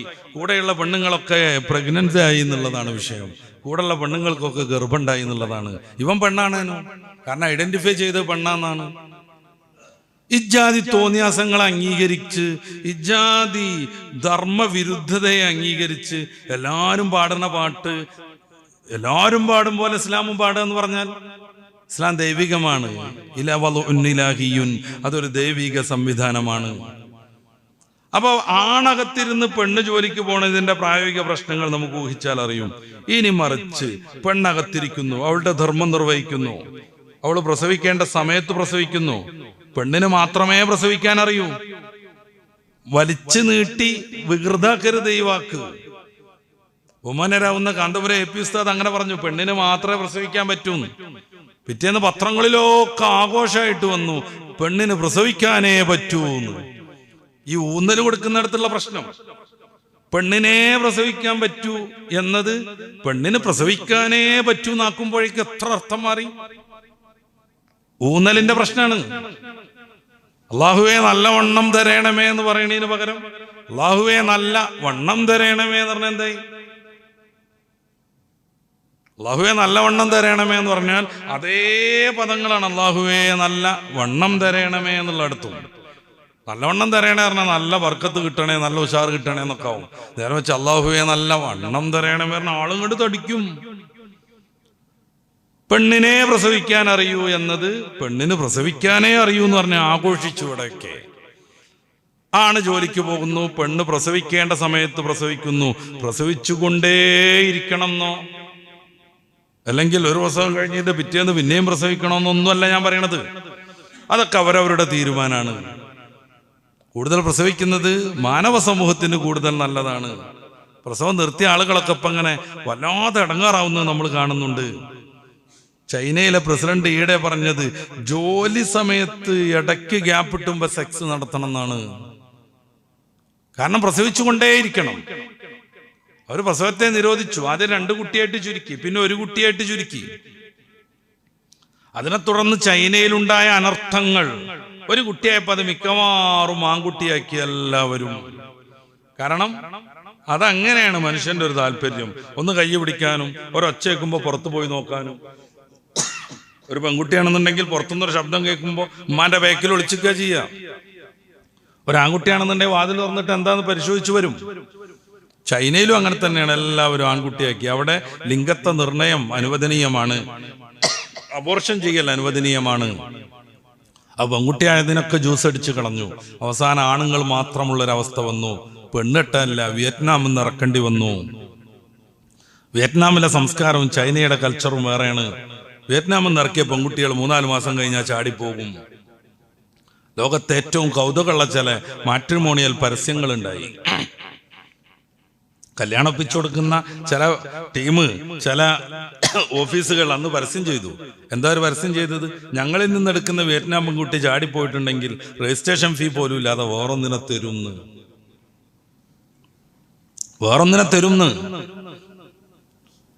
ഒന്നെടുത്താൽ വേറൊന്ന് ഫ്രീ എന്നറിയണ മാതിരി. അതൊരു പ്രശ്നം. രണ്ടാമത്തെ, ചൈന വയസ്സന്മാരുടെ നാടായി പോയി. വയസ്സന്മാരുണ്ട്, ആരോഗ്യമൊക്കെ കുറച്ച് പുരോഗതി ഉള്ളതുകൊണ്ട് ആയുസൊക്കെ കൂടി വന്നു. അപ്പൊ വയസ്സന്മാർ, ഈ വയസ്സന്മാരെ പരിചരിക്കാനും ജോലി ചെയ്യാനും കൂടി ആളില്ലാതെ വന്നു പുതിയ തലമുറയിൽ. അതുകൊണ്ട് 2, 3, 4, 5 ഒക്കെ ഉണ്ടാക്കിക്കൊണ്ടിരിക്കും എന്നാണ് ഇപ്പോഴത്തെ ചൈനയുടെ നയം. അപ്പൊ ജോലിക്ക് പോകുമ്പോ എന്താ ചെയ്യാന്നൊക്കെ ചോദിച്ചപ്പോ ജോലിയുടെ ഇടവേളകളിൽ സെക്സ് നടത്തണം എന്നാണ് പ്രസിഡന്റ് പറഞ്ഞത്. എല്ലാ ഓഫീസിലും ഇനി ബെഡ്റൂം കൂടെ സംവിധാനിക്കും അവർ. ഒഴിവിട്ടുമ്പോഴൊക്കെ പോയിട്ട് കുഞ്ഞുങ്ങളുണ്ടാക്കി വരാനുള്ള സംവിധാനങ്ങൾ. എന്തുകൊണ്ട്? ആളില്ലാത്ത ചൈന എന്ന് പറഞ്ഞാൽ ശൂന്യമാണ്. അപ്പൊ എത്ര പ്രസവിക്കണം, പ്രസവിക്കാതിരിക്കണം, അതൊക്കെ നമ്മൾ മാൽത്തൂസിന്റെ പൊട്ടത്തരത്തിലൂടെ ഒന്നുമല്ല പോകേണ്ടത്. പ്രായോഗിക രംഗത്ത് ചിന്തിക്കണം. എന്തായാലും ആണിന് ഇത് സംഭവിക്കുകയില്ല എന്നുള്ളത് ഉറപ്പാണ്. പിന്നെ കുഞ്ഞിനെ പരിചരിക്കേണ്ട കാര്യം, ഉമ്മയുടെ സ്നേഹപരിലാളന ഇല്ലാതെ വളരുന്ന കുട്ടികൾക്ക് മാനസികമായും ശാരീരികമായും വൈകല്യങ്ങൾ ഉണ്ടാകും. എത്രത്തോളം പരിഗണിക്കണം പെണ്ണിനെ? അവര് പ്രസവിക്കുന്നവരാണ്, അവര് ഗർഭം ധരിക്കുന്നവരാണ്, അവര് കുഞ്ഞിനെ വളർത്തുന്നവരാണ്. അതുകൊണ്ട് രാജാവാണ്, രാജ്ഞിയാണ്, എല്ലാ മഹത്വമുള്ളവരാണ്. ആ ധർമ്മം നിർവഹിക്കാതെ അത് പുരുഷനെ ഏൽപ്പിച്ച് അവർ പോന്നു എന്ന് സങ്കല്പിക്കുക. പ്രസവിച്ചതിന്റെ 1 ആഴ്ച കഴിഞ്ഞാൽ പെണ്ണ് പുറത്തേക്ക് പോന്നു. അവള് വേണമെങ്കിൽ കുറെ സംവിധാനമുണ്ട്, കുറെ ഈ പാല് കലക്കി കൊടുക്കാൻ പറ്റും കുട്ടിക്ക്. ഇവളുടെ തന്നെ പാല് ശേഖരിക്കുന്ന രീതികളുണ്ട്, അതും കൊടുക്കാൻ പറ്റും. ഇത് ഭർത്താവ് ഇങ്ങനെ കുട്ടിക്ക് കൊടുത്തുകൊണ്ട് കുട്ടിനെ നോക്കാൻ ഭർത്താവ് വീട്ടിലിരുന്നു. ഈ കുട്ടി മാനസികമായി വളർച്ച വളരെ പതുക്കെയായിരിക്കും. ഭർത്താവ് കുട്ടിന്റെ അച്ഛനല്ലാത്തത് കൊണ്ടല്ല. കുട്ടി കരയുന്ന സമയത്ത് മാതാവ് മാറിടത്തിൽ വെച്ച് വല്ല തലോടി ഒന്നിങ്ങനെ പാട്ടുപാടി കൊടുക്കുമ്പോഴേക്ക് കുട്ടി വളരെ വളരെ വളരെ ആസ്വദിച്ചുറക്കം തുടങ്ങും. നമ്മളീ പുരുഷന്മാരിട്ട് കുട്ടിനെ വരുതിയിട്ടുണ്ടെങ്കിൽ ഉള്ള ഉറക്ക് പോകും. ഉള്ളുറക്ക് പോകും. നമ്മളിവിടൊക്കെ നെഞ്ചത്തൊക്കെ ഉണ്ടാകുന്ന മുടിയിലൊക്കെ ഇട്ടിട്ട് കുട്ടീനെ ഇങ്ങനെ എഴുതിയിട്ടുണ്ടെങ്കിൽ ഉള്ളുറക്ക് കുട്ടീൻ്റെ അത് പോകും. മെല്ലെ കരഞ്ഞിരുന്ന കുട്ടി ആർത്ത് കരയാൻ തുടങ്ങും. സ്ത്രീകളുടെ ഭാഷ ശ്രദ്ധിച്ചിട്ടില്ലേ കുട്ടികളോട്? അതൊരു വല്ലാത്ത ഭാഷയാണ്. അതിന് പരിഭാഷയില്ല ഒരു ഭാഷയിലും. അത് ആ ഭാഷയെ തന്നെ അങ്ങനെ തന്നെ ഉപയോഗിക്കണം. കുഞ്ഞുങ്ങളോട് അവർക്കുള്ള ഒരു പ്രത്യേകമായ ആർദ്രമായ സമീപനമുണ്ട്. നമ്മളിങ്ങനെ നിന്റെ പേരെന്ത്, നിനക്കെന്തേ ഉറങ്ങിക്കൂടെ എന്നൊക്കെ ചോദിച്ചാൽ കുട്ടി ഉറങ്ങൂല. അത് പെണ്ണിന്റെ പ്രത്യേകതയാണ്. എത്ര വരെ വേണം വളർത്താൻ? ഏകദേശം 13 വയസ്സിലാണ് മനുഷ്യക്കുട്ടിയുടെ ബുദ്ധി വികാസം പൂർത്തിയാകുന്നത്. ടീനേജിലേക്ക് എത്തണം എന്നർത്ഥം. അതുവരെ പറ്റുമെങ്കിൽ ഉമ്മയുടെ പരിചരണം വേണം. അതുകൊണ്ടാണ് പരിശുദ്ധ ഖുർആനിൽ നിങ്ങൾക്ക് നിങ്ങളിൽ നിന്നുള്ള ഇളകളെ അള്ളാഹു സൃഷ്ടിച്ചു തന്നത്, സംവിധാനിച്ചു തന്നത് അള്ളാഹുവിന്റെ വലിയ അനുഗ്രഹമാണെന്ന് പറയുന്നത്. ഈ ഇണയെ സംരക്ഷിക്കാൻ ഭർത്താവ് വേണം. അയാൾ ജോലിക്ക് പോകണം. ഹാർഡായ ജോലിയൊക്കെ അയാൾ ചെയ്യണം. അയാൾ പണം സ്വരൂപ കൂട്ടണം. പെണ്ണിനെ നോക്കണം, മക്കളെ നോക്കണം. ഇതാണ് ഏറ്റവും പ്രായോഗിക രീതി. നേരെ മറിച്ച് പുതിയ കാലത്ത് ലിബറലിസ്റ്റുകളൊക്കെ ആകെ ആഘോഷിച്ച് പറഞ്ഞു കൊടുക്കുന്നത് എന്താണ്? പെണ്ണും ആണും ജോലിക്ക് പോകണം എന്നാണ്. നമ്മൾ അതേക്കുറിച്ചൊന്ന് ആലോചിച്ച് നോക്കുക. പെണ്ണും ആണും ജോലിക്ക് പോകണം. ആണാ ജോലി ഇങ്ങനെ ചെയ്തുകൊണ്ട് പോകും. പെണ്ണ് ഈ ജോലിക്ക് പോകുന്നതിൻ്റെ ഇടയിൽ പ്രസവിക്കണം, കുട്ടിനെ നോക്കണം, വീട്ടിലുള്ള എല്ലാ പരിചരണങ്ങളും നടത്തണം. ഏകദേശം 3 മണിക്ക് എഴുന്നേൽക്കണം. അവൾക്ക് കൊണ്ടുപോകാനും മക്കൾക്ക് സ്കൂളിൽ പോകാനും വൃദ്ധരാകുന്ന മാതാപിതാക്കൾക്ക് കഴിക്കാനുള്ള ഫുഡ് തയ്യാറാക്കണം, അലക്കണം, എല്ലാ പരിപാടിയും ചെയ്യണം. ഇതെന്തേ പുരുഷന് പറ്റൂലെന്ന് ചോദിച്ചാൽ ചിലതൊക്കെ പുരുഷന് പറ്റും, ചിലതൊന്നും പുരുഷന് പറ്റൂല. ഈ ഓഫീസ് കഴിഞ്ഞിട്ട് ഈ മലപ്പുറം കുന്നിന്റെ മേലൊക്കെ പോയി നിൽക്കുക. ഓഫീസ് ടൈം കഴിഞ്ഞിട്ട് ആണുങ്ങളാകുന്ന ഉദ്യോഗസ്ഥരും പെണ്ണുങ്ങളാകുന്ന ഉദ്യോഗസ്ഥരും വീടണയുന്ന രീതി ഒന്ന് വെറുതെ വീക്ഷിക്കുക. ആണുങ്ങളായ ഉദ്യോഗസ്ഥർ വർത്താനൊക്കെ പറഞ്ഞ് കടലക്കടയിലൊക്കെ കയറി ചായക്ക് കുടിച്ച് വളരെ ലാവിഷായി പോകും. പെണ്ണുങ്ങൾ വാച്ചിലേക്ക് നോക്കും, ഓടിക്കൊണ്ടിരിക്കും, വാച്ചിലേക്ക് നോക്കും, ഓടിക്കൊണ്ടിരിക്കും. എന്തേ സംഭവം? വീട്ടിലെത്തിയിട്ട് വേണം ഇനിയുള്ള കുറേ പരിപാടി ചെയ്യാൻ. അപ്പൊ എല്ലാരും കൂടി പറഞ്ഞു കയറ്റിയിട്ട് ഈ പെണ്ണിന് ഇരട്ട ജോലി കൊടുക്കുന്നു. നീ ജോലിക്ക് പോകണം, അതോടൊപ്പം ഈ സംഗതികളൊക്കെ ചെയ്യണം. കുട്ടി ഉണ്ടാവും അമ്മയുടെ അടുത്ത് നിൽക്കണ്. ആ കുട്ടി വല്ലാതെ വിഷമിച്ചിട്ടുണ്ടാവും. ആ കുട്ടിക്ക് പാലെടുക്കാൻ വേണ്ടിയിട്ട് ഇവളുടെ ഹൃദയം വിങ്ങണുണ്ടാവും. ഓടണം, വാച്ചിൽ നോക്കണം, ഓടണം. ഒരു ബസ്സെങ്ങാനും പഴച്ചിട്ടുണ്ടെങ്കിൽ പിന്നെ അവർക്ക് ടെൻഷൻ കൊണ്ട് വല്ലാത്ത ബേജാറ് വരികയാണ്. ഈ ഫീലിംഗ്, ഈ ഒരു ടെൻഷൻ ഈ ഉദ്യോഗസ്ഥ പെണ്ണുങ്ങളിൽ നിന്ന് മാറുന്നേ ഇല്ല. എന്തേ? പുരുഷ പീഡനത്തിന്റെ കഥ പറയാൻ ഹേമ കമ്മീഷൻ വന്നപ്പോ ഒരു സ്ത്രീ പീഡനത്തിന്റെ കഥ പറയാൻ വേറെന്തെങ്കിലും കമ്മീഷൻ വരാതിരുന്നു? നമ്മൾ ആലോചിക്കണ്ടേ? ഹോളിവുഡിലും ബോളിവുഡിലും ഒക്കെ നടക്കുന്ന എത്ര സ്ത്രീ പീഡനങ്ങളുടെ കഥ ഇങ്ങനെ വന്നുകൊണ്ടിരിക്കുന്നു. എന്തേ പുരുഷ പീഡന കഥ വരാത്തു? അപ്പൊ പുരുഷൻ ഓഫീസിലും എൻജോയ് ചെയ്യാൻ പെണ്ണുങ്ങൾ വേണമെന്ന രീതിയിൽ ഈ പാവപ്പെട്ട പെണ്ണുങ്ങളെ പറഞ്ഞു പറ്റിച്ച് പുറത്തിറക്കി. ലോകത്താകെ സഞ്ചാരം നടത്തുന്ന സന്തോഷ് ജോർജ് കുളങ്ങര എന്ന് പറഞ്ഞൊരു മനുഷ്യനുണ്ട്. അവളുടെ ഈ സഞ്ചാര സാഹിത്യങ്ങളൊക്കെ കുറെ ആളുകളൊക്കെ ആസ്വദിക്കുന്നതുമാണ്. അദ്ദേഹത്തിന്റെ പാടായി. പക്ഷെ ഇടയ്ക്ക് അയാൾ പറയുന്ന ചില അബദ്ധങ്ങളുണ്ട്, മഹാപൊട്ടത്തരങ്ങളുണ്ട്. അയാൾ യൂറോപ്പിലൊക്കെ പോകുമ്പോൾ ടെക്സ്റ്റൈൽസിന്റെ മുന്നിൽ സ്റ്റാച്ചു വെച്ചതുപോലെ ചില്ലിന്റെ കൂടിലുണ്ടാവുമല്ലോ നീലയും പച്ചയൊക്കെ ലൈറ്റിൽ പെണ്ണുങ്ങൾ ഇങ്ങനെ നിൽക്കണ് അർദ്ധനഗ്നകളായിട്ട്. എന്തിനാണ്? മോഡലിന് വെച്ചിരിക്കുകയാണ്. അപ്പൊ ആവശ്യമുള്ള ആളുകൾക്ക് കയറാം, ബാർഗെയിൻ ചെയ്യാം, വില പേശാം, എന്നിട്ട് ഈ പെണ്ണുങ്ങളുമായി രമിക്കാം, അവരുടെ താല്പര്യങ്ങളൊക്കെ വീട്ടാം. അയാൾ പറയാണ് എന്തുകൊണ്ട് കേരളത്തിൽ ഇത് വേണ്ടാന്ന്. കേരളത്തിൽ ഒരാൾക്ക് പെണ്ണ് കെട്ടണ്ടെന്ന് തോന്നിയാൽ അവന് സെക്സ് നടത്തണ്ടേന്ന് ഇയാൾ ചോദിക്കുകയാണ്. അല്ല, കല്യാണം കഴിച്ച ഒരാൾക്ക് ഇനി ഒരു ചേഞ്ച് വേണമെന്ന് വിചാരിച്ചാൽ അവർക്ക് എന്തേ സെക്സിന് മാർഗം വേണ്ടേ? അതുകൊണ്ട് ബോംബെയിലെ റെഡ് സ്ട്രീറ്റ് പോലെ, പശ്ചിമ ബംഗാളിലെ സോണാഗച്ചി പോലെ കേരളത്തിലും വേശ്യത്തെരുവുകൾ വേണമെന്ന് ഈ മനുഷ്യൻ ആവശ്യപ്പെടുകയാണ്. യൂറോപ്പിലൊക്കെ ഉണ്ട്, ആർക്ക് വേണമെങ്കിലും കയറാമെന്ന്, അവിടെ വിലപേശി കാര്യങ്ങൾ നേടാമെന്ന്. നിങ്ങൾ ആലോചിച്ച് നോക്കൂ, ഇവിടെയും ആരാ ഉപഭോക്താവ്? പുറത്തിറങ്ങടി എന്ന് പറഞ്ഞ് കൊണ്ടുപോയിട്ട് ചില്ലുകൂട്ടിലിട്ടിട്ട് അർദ്ധനഗ്നകളായി വെച്ച് ഉപഭോക്താവാരാണ്? പുരുഷൻ തന്നെ. അയാൾ ഒരു യാത്ര പോയടുത്തും പുരുഷ വേശികൾ ഇങ്ങനെ നിൽക്കുന്നുണ്ട്. സ്ത്രീകൾക്ക് വേണമെങ്കിൽ ബാർഗെയിൻ ചെയ്ത് വാങ്ങാം എന്ന് പറയണില്ലല്ലോ, എന്ന് പറയുന്നില്ലല്ലോ. ഇവിടെ ആരാ ഉപഭോക്താവ്? പുരുഷൻ തന്നെ. ഈ പെണ്ണിനെ പറഞ്ഞു പറ്റിക്കുന്നു. അറിയാതെ പെണ്ണുങ്ങൾക്ക് വേണ്ടി വാദിക്കുന്നവർ പോലും ഇത്തരം കെണികളിൽ അകപ്പെടുന്നു. അതിൽ നിന്ന് ഊക്ക് കാട്ടിയിട്ട് നമ്മുടെ പെൺകുട്ടികളൊക്കെ അർദ്ധനഗ്നകളും വഴക്കാളികളുമായി മാറുന്നു. അവരുടെ ജീവിത സാഹചര്യം മാറിയതിനനുസരിച്ച് അവർ പരിഷ്കാരത്തിന്റെ ഏതോ ഹിമാലയത്തിൽ കയറി നിൽക്കണ്. എന്നിട്ട് എല്ലാം പ്രദർശിപ്പിച്ച് നടക്കാനുള്ള ത്വര വരുന്നു. ഈയിടെ ഒരു പെണ്ണ് പറയുന്നുണ്ട്, ഒരു സെലിബ്രിറ്റി പെണ്ണ്, ഏത് പെണ്ണും ആഗ്രഹിക്കുന്നത് സ്ലീവ്ലെസ് കുപ്പായങ്ങളാണ്, ഈ കൈയില്ലാത്ത കുപ്പായങ്ങളാണ്. എന്നിട്ടോ ഏകദേശം അർദ്ധഭാഗവും അതിലേറെയും അതിന്റെ ഉള്ളൊക്കെ കാണിച്ചിങ്ങനെ നടക്കുക. എന്താ പെണ്ണിനായിട്ട് അങ്ങനെ ഒരു മോഹം? ആണുങ്ങൾക്ക് എന്തേ ആ മോഹം വരണ്ടേ? പറഞ്ഞു കയറ്റാണ്, മോളെ നിന്റെ കുപ്പായത്തിന്റെ കൈ വെട്ടുന്ന്, എന്നിട്ട് പുറത്തിറങ്ങുന്നു. ഞാൻ ഏതൊക്കെയോ നിഗൂഢ ആണുങ്ങളുടെ ഏജന്റാണ്, നീ കയ്യൊക്കെ ഒഴിവാക്ക്, നീ നിന്റെ ഈ വയറുവാകൊക്കെ പുറത്ത് കാണിക്ക്, നീ ഇത്തിരി പോന്നൊരു സ്കർട്ട് ധരിച്ചാൽ മതി, അല്ലെങ്കിൽ മുന്നും പിന്നും ഒക്കെ കീറിയിട്ടുള്ള ഒരു ട്രൗസർ ഇട്ടാൽ മതി എന്ന് പെണ്ണുങ്ങളുടെ ആളായിട്ട് പറയാം. എന്തിന്? ഈ പെണ്ണിനെ പുറത്തിറക്കണം. എന്നിട്ട് ആരത് ആസ്വദിക്കാനുള്ളത്? കഴുകക്കണ്ണുകളുള്ള കുറെ പുരുഷന്മാർ, കഴുകക്കണ്ണുകളുള്ള കുറെ പുരുഷന്മാർ.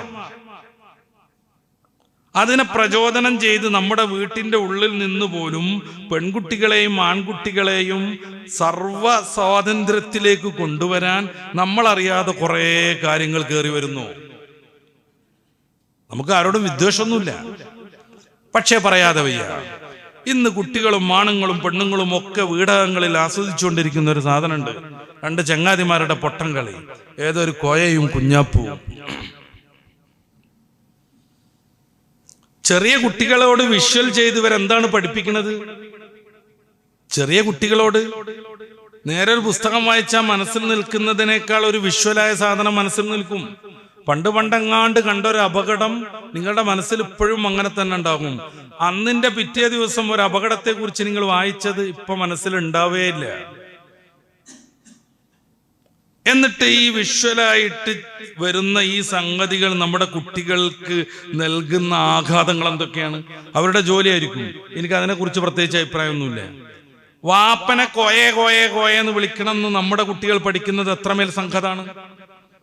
വാപ്പനെ കോയെന്ന് വിളിക്കുക, വാപ്പനെ ചവിട്ടി കൂട്ടുക, വാപ്പനെ ചവിട്ടി തള്ളിടുക, വാപ്പാന്റെ കള്ളപ്രണയത്തിന് മോൻ സപ്പോർട്ട് ചെയ്യുക, കാമിനിയുടെ ജന്മദിനത്തിന് ഗിഫ്റ്റ് തെരഞ്ഞെടുക്കാൻ മോനെ കൂട്ടി പോവുക. ഇതൊക്കെയാണ് ഇത്ര കളി. അല്ലാഹു അലം. ഇത് മക്കളിൽ വരുത്തുന്ന സ്വാധീനം എന്താണ്? വാപ്പയായി നിൽക്കണം, ഭർത്താവായി നിൽക്കണം. സ്ത്രീക്ക് സമൂഹത്തിൽ വലിയ റോളുണ്ട്. അവളുടെ റോളുമായി മുന്നോട്ട് പോകണം. എല്ലാവർക്കും അവരവരുടേതായ നീതി കിട്ടണം. നീതിക്ക് വേണ്ടി പോരാടുന്നു എന്നും പറഞ്ഞിട്ട് പുരുഷനെ ശത്രുവാക്കാനാണ് ഫെമിനിസ്റ്റുകൾ ശ്രമിച്ചത്. പുരുഷനെ ബെറ്റർ ഓഫ് ആക്കണമായിരുന്നു, നല്ല പാതിയാക്കണമായിരുന്നു. അതിനാരും പ്രമേയം പാസാക്കിയില്ല. എന്നിട്ട് പറഞ്ഞു കയറ്റിയിട്ട് പുറത്തു കൊണ്ടുവരിക, എന്നിട്ട് ആസ്വദിച്ചുകൊണ്ടിരിക്കുക. ആവശ്യത്തിന് ജോലിക്ക് പോകരുത് എന്നല്ല ഞാൻ പറയണത്. പോകുന്ന സമയത്ത് എങ്ങനെ ആവണമെന്ന് കൃത്യമായ നിഷ്ഠയുണ്ട് ഇസ്ലാമിന്. അത് പാലിച്ചിരിക്കണം. എപ്പോഴൊക്കെ ഇറങ്ങണം അപ്പോഴേ ഇറങ്ങാവൂ. അതിൻ്റെ അപ്പുറത്തേക്ക് പോകാൻ പാടില്ല. ഈ പറഞ്ഞു കയറ്റുന്ന ആളുകളൊക്കെ എന്തൊക്കെ ചെയ്തു എന്നുള്ളത് കൂടെ പറഞ്ഞ് നമുക്ക് അവസാനിപ്പിക്കാം. നമ്മുടെ കേരളത്തിൽ എത്ര വനിതാ മുഖ്യമന്ത്രി ഉണ്ടായി, ഗവർണർമാരുണ്ടായി, പ്രധാനമന്ത്രിമാരുണ്ടായി, കണക്കുണ്ടല്ലോ. കേരളത്തിലെ ഏറ്റവും കൂടുതൽ പെണ്ണ് MLA-മാരുണ്ടായത് 1996 തുടങ്ങിയ മന്ത്രിസഭയിലാണ്. എത്ര കാണും? 140-ൽ ഒരു ഏകദേശം 70 അല്ലേ? വെറും 13 മാത്രം. പുരോഗമനം പറയുന്ന എത്ര പ്രസ്ഥാനങ്ങളുണ്ട്. അവരുടെ പ്രസിഡന്റോ സെക്രട്ടറിയൊക്കെ ആയിട്ട് എത്ര പെണ്ണുങ്ങൾ വന്നു? ഇന്ത്യൻ കമ്മ്യൂണിസ്റ്റ് മാർക്സിസ്റ്റ് പാർട്ടിയുടെ ജനറൽ സെക്രട്ടറി ആയിട്ട് ഇതുവരെ ഒരൊറ്റ പെണ്ണ് വന്നത് നമുക്ക് ചരിത്രത്തിൽ വായിക്കാൻ പറ്റുമോ? ചൈന ഭരിക്കുന്നത് ആ പാർട്ടിയാണ് എന്ന് പറയുന്നു. ഇതുവരെ അവിടെ വന്ന പ്രസിഡന്റ് എത്ര പെണ്ണുണ്ടായി? പറയാൻ തിരക്കടില്ല, എല്ലാവരും ഈക്വൽ ആവണമെന്ന്. പക്ഷെ പ്രയോഗരംഗത്ത് എന്തുകൊണ്ട് തോറ്റുപോകുന്നു? എന്തിനാണ് പെണ്ണിന് സംവരണം നടത്തേണ്ടി വരുന്നു? 33% സംവരണം നടത്തേണ്ടി വരുന്നു. അതന്നെ ഈ പഞ്ചായത്തിലൊക്കെ തിരിഞ്ഞു കളിക്കുന്നത് എന്തുകൊണ്ടാണ്? നിയമസഭയിലേക്ക് എന്തുകൊണ്ട് അത് പോകുന്നില്ല? അല്ലെ പാർലമെന്റിൽ 33% എന്നത് കൃത്യമായി എന്തുകൊണ്ട് പാലിക്കപ്പെടുന്നില്ല? പറയാൻ സുഖമാണ്, പക്ഷെ പ്രയോഗരംഗത്ത് അവര് പോലും ഇതിൽ വളരെ പിന്തിരിപ്പന്മാരാകുന്നു. ഇസ്ലാം പെണ്ണിന് കൃത്യമായ ജീവിത പദ്ധതി പറയുന്നു, ആണിനും പറയുന്നു. രണ്ടുപേരുടെയും സ്വാഭാവികമായ നൈസർഗികമായ അവരുടെ ജീവിതത്തിന് യോജിച്ചതാണ് ഇസ്ലാമിന്റെ നിയമങ്ങൾ. അവ പെണ്ണുങ്ങൾ പുറത്തിറങ്ങി ആഘോഷിക്കുന്നത്, തിമിർക്കുന്നത്, ആടുന്നത്, പാടുന്നത്, ടൂറ് പോയിട്ട് അന്യ പുരുഷനോട് യാതൊരുവിധ ഉളുപ്പുമില്ലാതെ ലജ്ജയില്ലാതെ ഇടപെട്ടുകൊണ്ടിരിക്കുന്നത്, ഓഫീസുകളിലാണെങ്കിലും അങ്ങാടികളിലാണെങ്കിലും പുരുഷ സ്ത്രീ അവിഹിതങ്ങളും പ്രശ്നങ്ങളും തൊടലും തലോടലും ഒക്കെ സംഭവിക്കുന്നത് മാന്യമായ സംസ്കാരത്തിന് യോജിച്ചതല്ല. അതുകൊണ്ട് തന്നെ പരിശുദ്ധ ഇസ്ലാം അതൊരിക്കലും അംഗീകരിക്കൂല. പെണ്ണിന് കൃത്യമായ ഇടം വിശദീകരിക്കുന്നുണ്ട് ഇസ്ലാം. ആണിനും കൃത്യമായ ഇടങ്ങളുണ്ട്. രണ്ടുപേരും അത് ഭേദിക്കാതിരിക്കണം. അത് ഭേദിച്ചിടത്തെല്ലാം അതിൻ്റെ അനർത്ഥങ്ങളുണ്ട്. അതാണ് നമ്മൾ ഹേമ കമ്മീഷൻ റിപ്പോർട്ടിലൂടെ കാണുന്നത്. ലോകത്തുള്ള മൊത്തം കണക്കൊക്കെ എൻ്റെ കയ്യിലുണ്ട്. പെണ്ണും ആണും തമ്മിലുള്ള പ്രശ്നങ്ങളും വിഷയങ്ങളും, അതുകൊണ്ട് പെണ്ണിനുണ്ടായിരിക്കില്ല വലിയ ദോഷങ്ങളൊക്കെ. ഇത്രയൊക്കെ പറഞ്ഞാൽ തന്നെ ഏകദേശം പൂർണ്ണമാവുമെന്നാണ് എനിക്ക് തോന്നുന്നത്. നബി സല്ലല്ലാഹു അലൈഹി വസല്ലം പെണ്ണിനെ ഏറ്റവും കൂടുതൽ പരിഗണിച്ചു, അവർക്ക് വേണ്ടി നിലകൊണ്ടു. ഹജ്ജത്തുൽ വദാഇന്റെ പ്രഭാഷണത്തിൽ പോലും പെണ്ണിന്റെ കാര്യം പ്രത്യേകം അവിടുന്ന് ഓർമ്മപ്പെടുത്തി. ഇതിനപ്പുറത്തേക്ക് പെണ്ണിനെ പുറത്തിറക്കി കൊണ്ടുവരുന്നവർ, പെണ്ണിന്റെ ഡ്രസ്സിൽ വളരെ വളരെ വളരെ പരിഷ്കാരം വരുത്തി ഏകദേശം പെണ്ണ് വസ്ത്രം തന്നെ ധരിക്കാത്ത വിധത്തിലേക്ക് അവളെ മാറ്റിയവർ, നേരത്തെ ആ സെലിബ്രിറ്റി പറഞ്ഞതുപോലെ സ്ലീവ്ലെസ്സും വയർ ഓപ്പണുമായിട്ടുള്ള ഡ്രസ്സ് ഇടണം എന്ന് പറയുന്നവർ, പെണ്ണുങ്ങൾ പെണ്ണ് കെട്ടൂലാൻ തീരുമാനിച്ചാൽ തീരുന്നതേയുള്ളൂ പെൺപീഡനം എന്നൊക്കെ പറഞ്ഞു കയറ്റിക്കൊണ്ടിരിക്കുന്നവർ, പെണ്ണിട്ടൂലാൻ തീരുമാനിച്ചാൽ തീരുന്നു, എന്നിട്ട് എന്ത് ചെയ്യണം? കൃത്രിമമായ രീതിയിലൂടെ സെക്സ് ആസ്വദിക്കണം. അതെത്ര കാലം മുന്നോട്ട് പോകും? നമ്മുടെ സെക്സിന്റെ ഓർഗൻസിന്റെ നൈസർഗികത പോലും പോകുമെന്നാണ് പഠനങ്ങൾ. പിന്നെ അതിന് പറ്റാതെയാകുന്നാണ് പഠനങ്ങൾ. പുറത്തിറങ്ങിയിട്ട് ശരീരാവയവങ്ങൾ വെട്ടിമുറിക്കാൻ പോലും പ്രേരിപ്പിച്ച് നിത്യരോഗികളാക്കി നല്ല ആരോഗ്യമുള്ള ആളുകളെ മാറ്റണം. ഇത് സമ്മതിക്കൂല എന്ന് പറയുമ്പോൾ ഇസ്ലാം വളരെ പിന്തിരിപ്പെന്ന് പറയുന്നത്. ഈ മുന്തിരിപ്പന്മാരുടെ അവസ്ഥയാണ് ഇപ്പത്. ഇടങ്ങാറായിട്ട് തിരിച്ചു പോവുകയാണ് യൂറോപ്പിലൊക്കെ. ആണായി മാറിയവർ ഇനി എങ്ങനെങ്കിലും ഒന്ന് പെണ്ണനായി കിട്ടുമെന്ന് വെച്ച് കിടക്കാണ്. ആണിൽ നിന്ന് അതും വെട്ടിമാറ്റിയിട്ട് പെണ്ണാവാൻ കൊതിച്ചവർ എനിക്ക് എങ്ങനെങ്കിലും ഇനി പഴയ ആണനാകാൻ പറ്റുമെന്ന് വെച്ച് നടന്നുകൊണ്ടിരിക്കുകയാണ്. എന്തുകൊണ്ട്? അതൊക്കെ പ്രകൃതി വിരുദ്ധമാണ്. പരിശുദ്ധ ഇസ്ലാം പ്രകൃതിയുടെ മതമാണ്, നൈസർഗികതയുടെ മതമാണ്. അതുകൊണ്ട് ഇസ്ലാം പെണ്ണിന് കൃത്യമായി ഇടം നിശ്ചയിക്കുന്നു. അതിലൂടെ മുന്നോട്ട് പോകുന്നത് പെണ്ണിനെ സംബന്ധിച്ച് ഏറ്റവും സുരക്ഷിതമായിരിക്കും. ഇതിനപ്പുറമുള്ള വിശദീകരണങ്ങളും വലിച്ചു നീട്ടലും ഒക്കെ ആത്യന്തികമായി പെണ്ണിന് പരാജയം നൽകും. നല്ലവരായി ജീവിക്കാൻ, നല്ലവരായി വളരാൻ, നല്ലവരായി മരണപ്പെടാൻ, പരിശുദ്ധമായ സ്വർഗത്തിൽ ഒരുമിച്ച് കൂടാൻ അള്ളാഹു നമുക്കൊക്കെ തൗഫീഖ് നൽകുമാറാവട്ടെ. റബ്ബനാ ആതിനാ ഫിദ്ദുനിയ ഹസന വഫിൽ ആഖിറതി ഹസനത വഖിനാ അദാബന്നാർ. ആമീൻ ബിറഹ്മതിക യാ അർഹമർ റഹീമീൻ. അസ്സലാമു അലൈക്കും വറഹ്മത്തുള്ളാഹി.